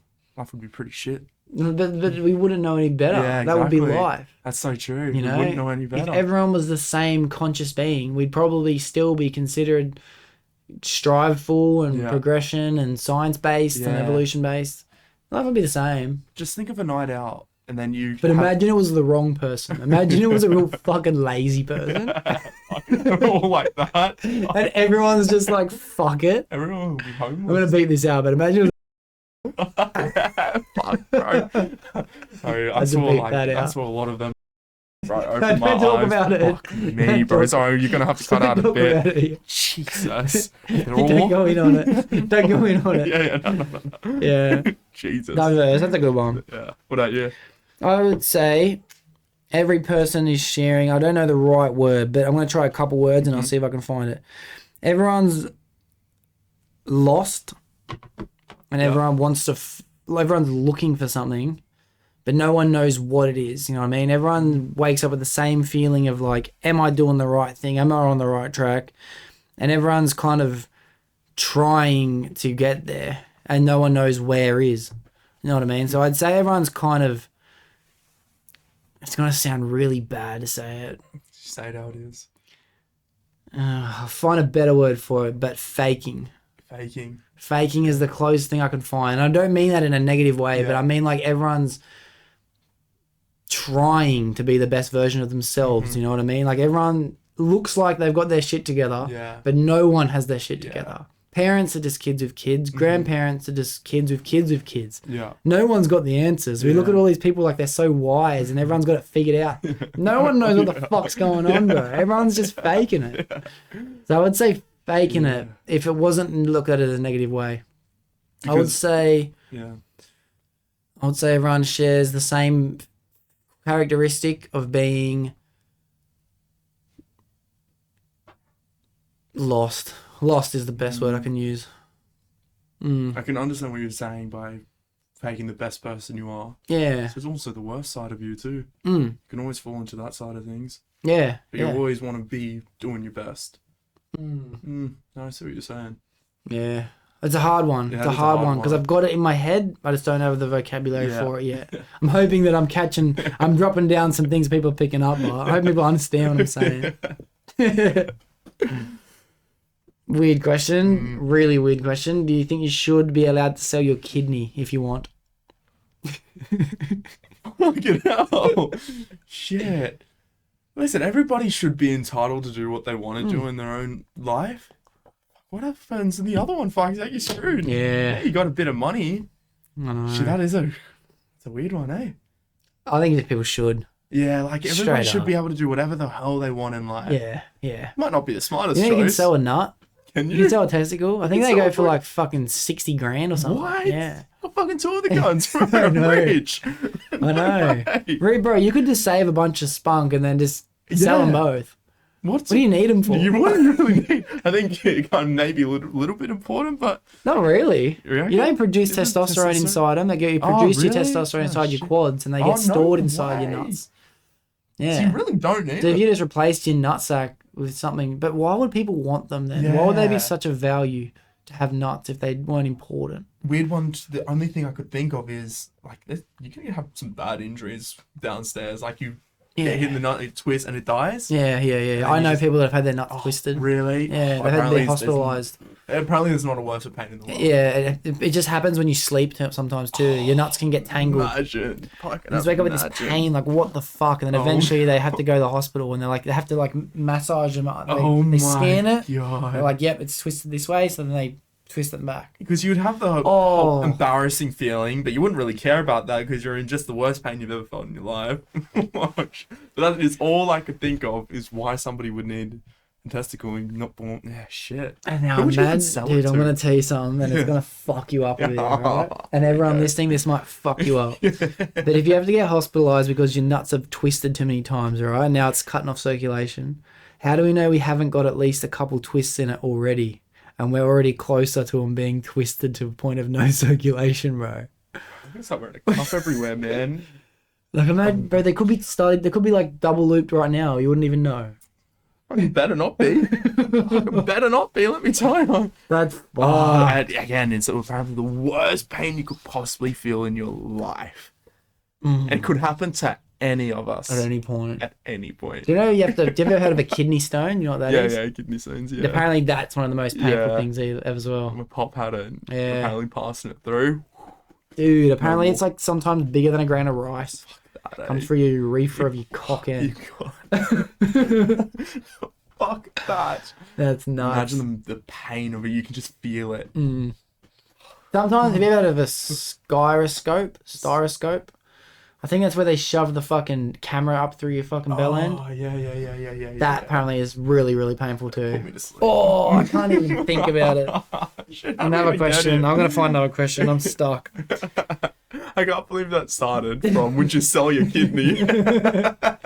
Should people have the right to sell your kidney? I know. That's crazy. All right, here's a good question. I want to know your honest opinion. Do you think a person's outward appearance says anything about who they are as a person? Yes, because I feel like somebody can let you know with their physical appearance. Like with me, I was going through a real tough time and I gave up like physically of doing any kind of exercise. I just wasn't happy in life and I just kind of gave up. So I 100% say yes to that. I feel like physically can really represent on how somebody's feeling, like mentally. Oh, how someone's feeling. That's true. How someone's feeling. I wasn't thinking about it like that. I was thinking a person's appearance says something about who they are as a person, but who they are as a person is nothing compared to what they do. They're two completely different things. So I was thinking about what they do, not who they are. Well, what they're doing in life could be as a result of how they're feeling. Yeah. Like somebody doing super well in life, they're all dressed up, all swanky, all fancy and all that. Yeah. Could be feeling really great, but like somebody that's let themselves go could be more than just they're feeling lazy. They can't be bothered in life. Yeah. Could be more than that. Definitely right. I think I was going to say no. I was really going to say no because I have that opinion because people always judge me because of the fucking fact that I have fucking head tats and neck tats and I'm going to go ahead and get my fucking the rest of my neck, the rest of my head, the rest of my hands, all this shit. I didn't think of it like that. But I do notice it. But I notice it as the person who has it because people are always standoffish and I always hear the same thing and that's fuck you like oh I thought you were gonna be different. Oh you're actually I hear this a lot. You're actually really sweet. Shit. I always hear that from girls. You're actually really sweet. And it's like, motherfucker, I am sweet. What do you mean actually? You know what I mean? And then I think, oh yeah. It's tattoos in places I can't see, you can't. Like I just gotta be conscious of that. But it's helped me be a better person because I have to enter every situation with the utmost respect for the person I'm meeting. Because if I was just a little bit, hey, going for the day, and I was just letting my emotions override my presentation, then I could be looked at like a idiot, a fuckwit, a degenerate, or anything like that.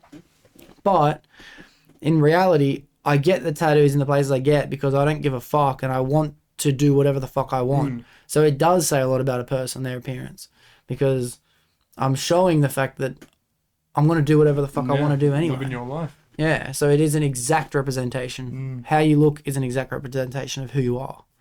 And that can be the same with someone who's fucking fat. Could be the same as someone who's fucking got their fucking overgrown fucking facial hair, fucking hair. Exactly. Someone doesn't look after their skin, anything like that. Dude, that's what I was more thinking. When even I said clothes. I didn't think of tattoos for a second. Even clothes bar. Yeah. You know what I mean? Exactly. What people wear shows who they are. Absolutely. Wow, that's cool.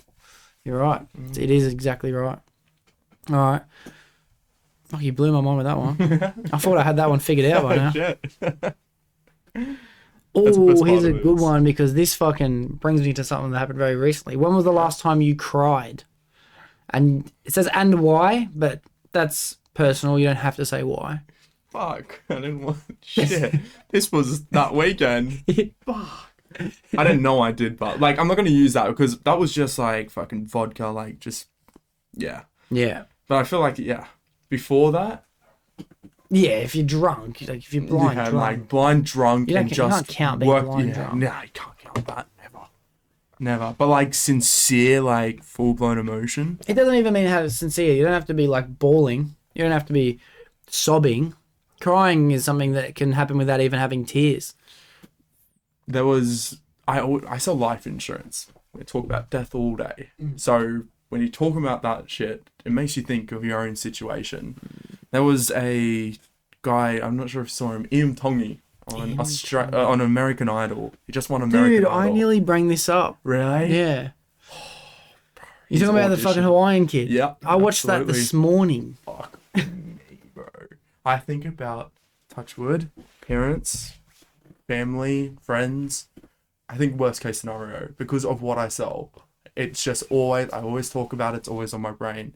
So seeing a kid going through that, fuck, it got me in the feels hard, like real bad, where I was like, fuck, yeah, that was a sad moment. He won. He won. Yeah. Fucking won. Yeah, that's I followed his crazy. whole journey. I didn't even watch a single episode, but I'll just be searching for clips all the time. I want to see how this kid's going. I want to see him win. Yeah, that's cool. Proud of him. Nice. So you're saying that you cried when you watched his story? Yeah. It made it feel very real that it can happen to anyone. Yeah. Oh, fuck yeah. Fuck yeah. And I just always thinking about that too. Always thinking about that too. How sad does it make you? Yeah. Oh, dude, it's the worst. It's the worst. Although I have experienced a tremendous loss in my life already, and I understand that it's part of life, because I've gone through it. If you've never gone through it, then you wouldn't understand. And it doesn't take away from the fact that it's sad.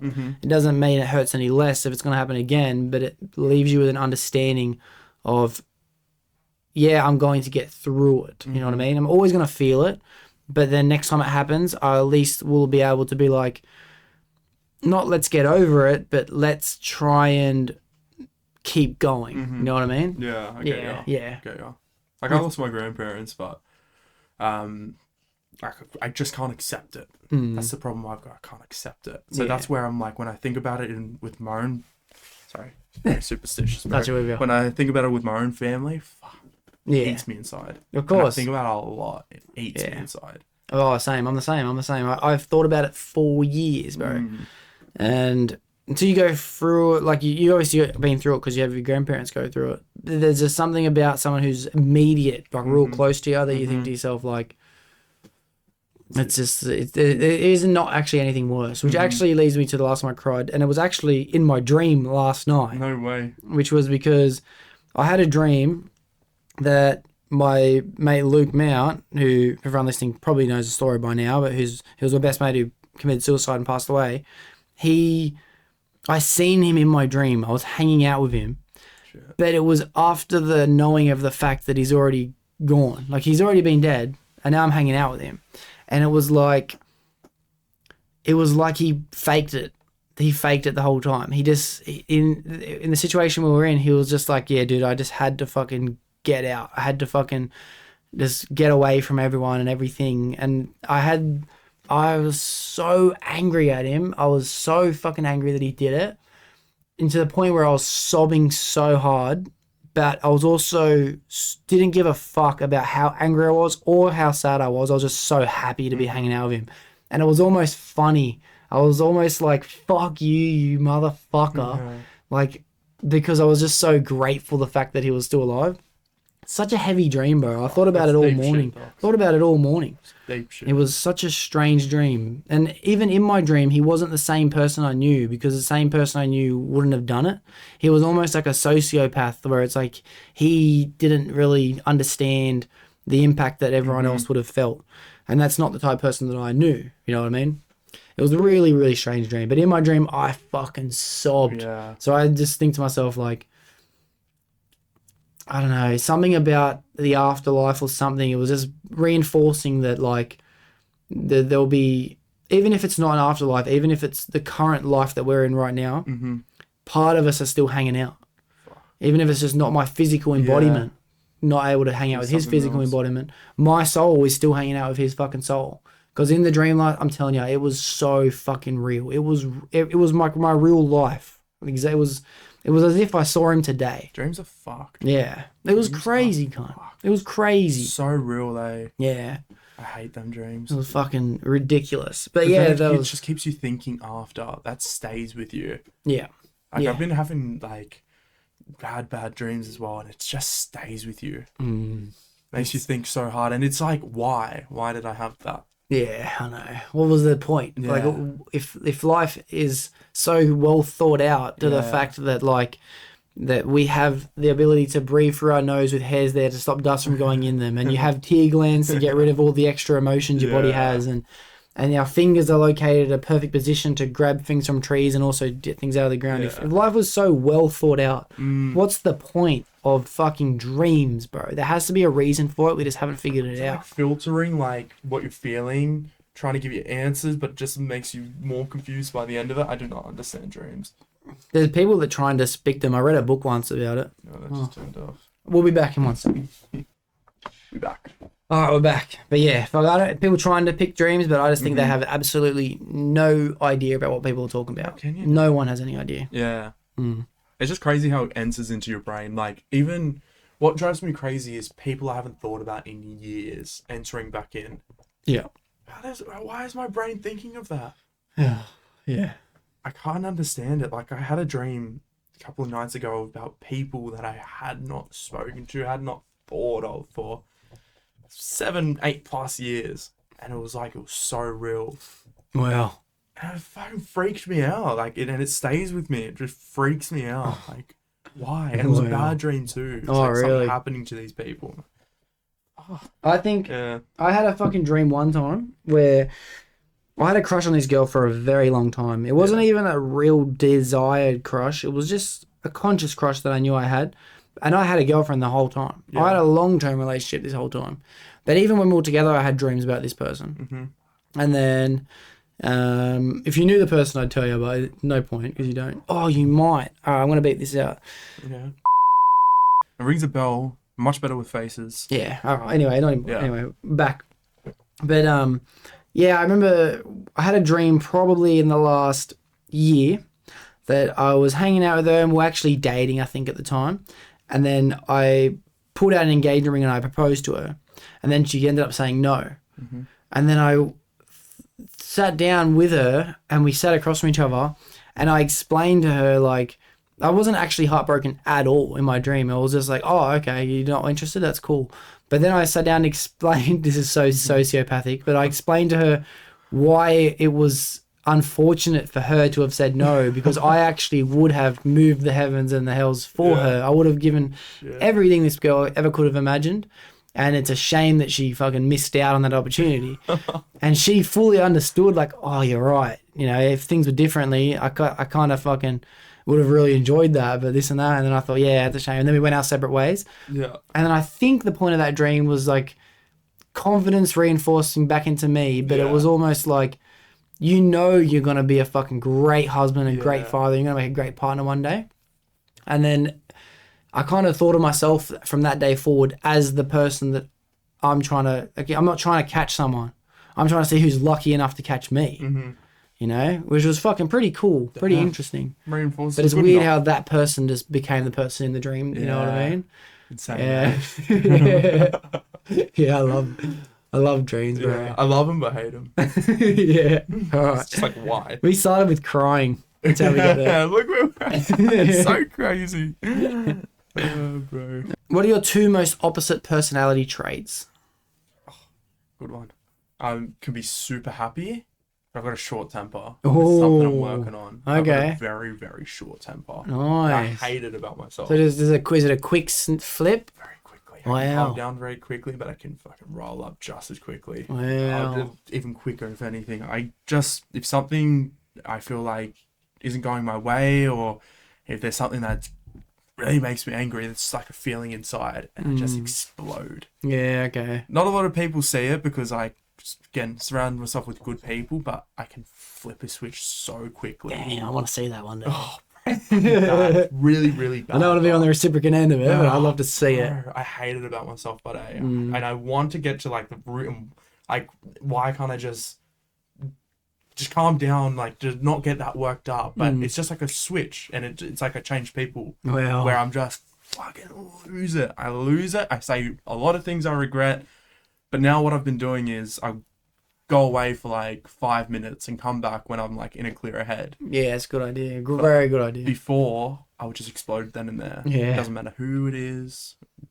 For that person that explodes, doesn't matter who the fuck it is. Doesn't matter how high up you are. Like, I've lost people at work. You just explode. Yeah. And there's nothing containing it when I'm in that state. Yeah, yeah. But But then I can have the whole other side where I'm like happy all Yeah. happy guy, like Well, not a yeah, worry in the they're world. definitely opposites. Yeah. Yeah. Well, I like that answer.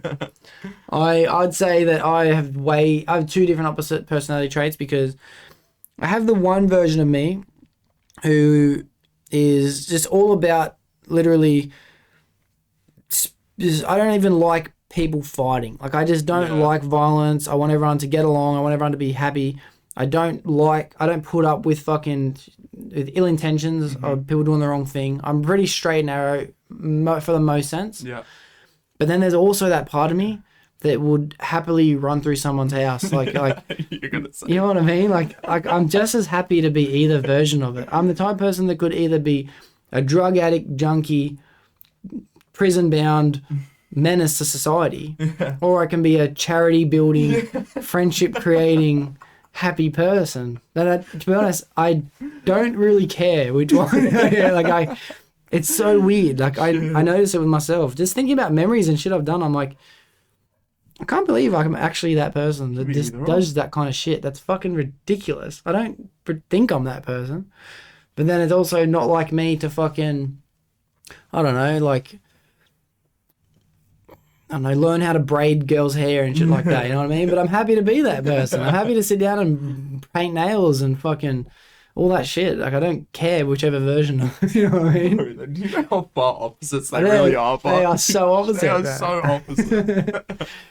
Like, I'll put on fucking High School Musical and I'll sing the fuck out of it on the way to work, and on the way home, I'm putting on fucking Cursor, bro.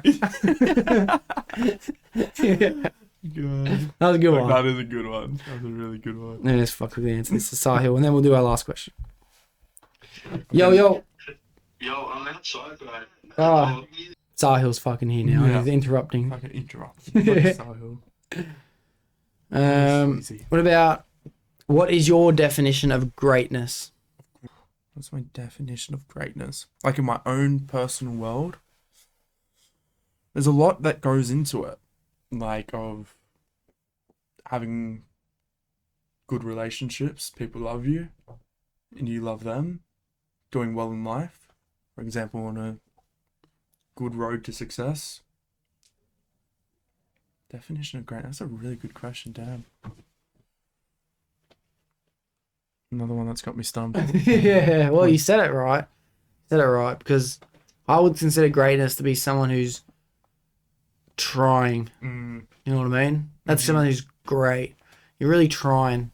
That's what all the greats, they tried their hardest. To be a great father, you have to try your hardest. To be a great employee, you have to try your hardest. To be a great leader, you have to fucking try your hardest. I say the definition of greatness is someone who's always trying. Yeah. Yeah. Damn. I'd say so. Oh, that was a good final question. Yeah. Yeah. Well, there is actually one more final question that I do like to ask everyone at the end of the episode.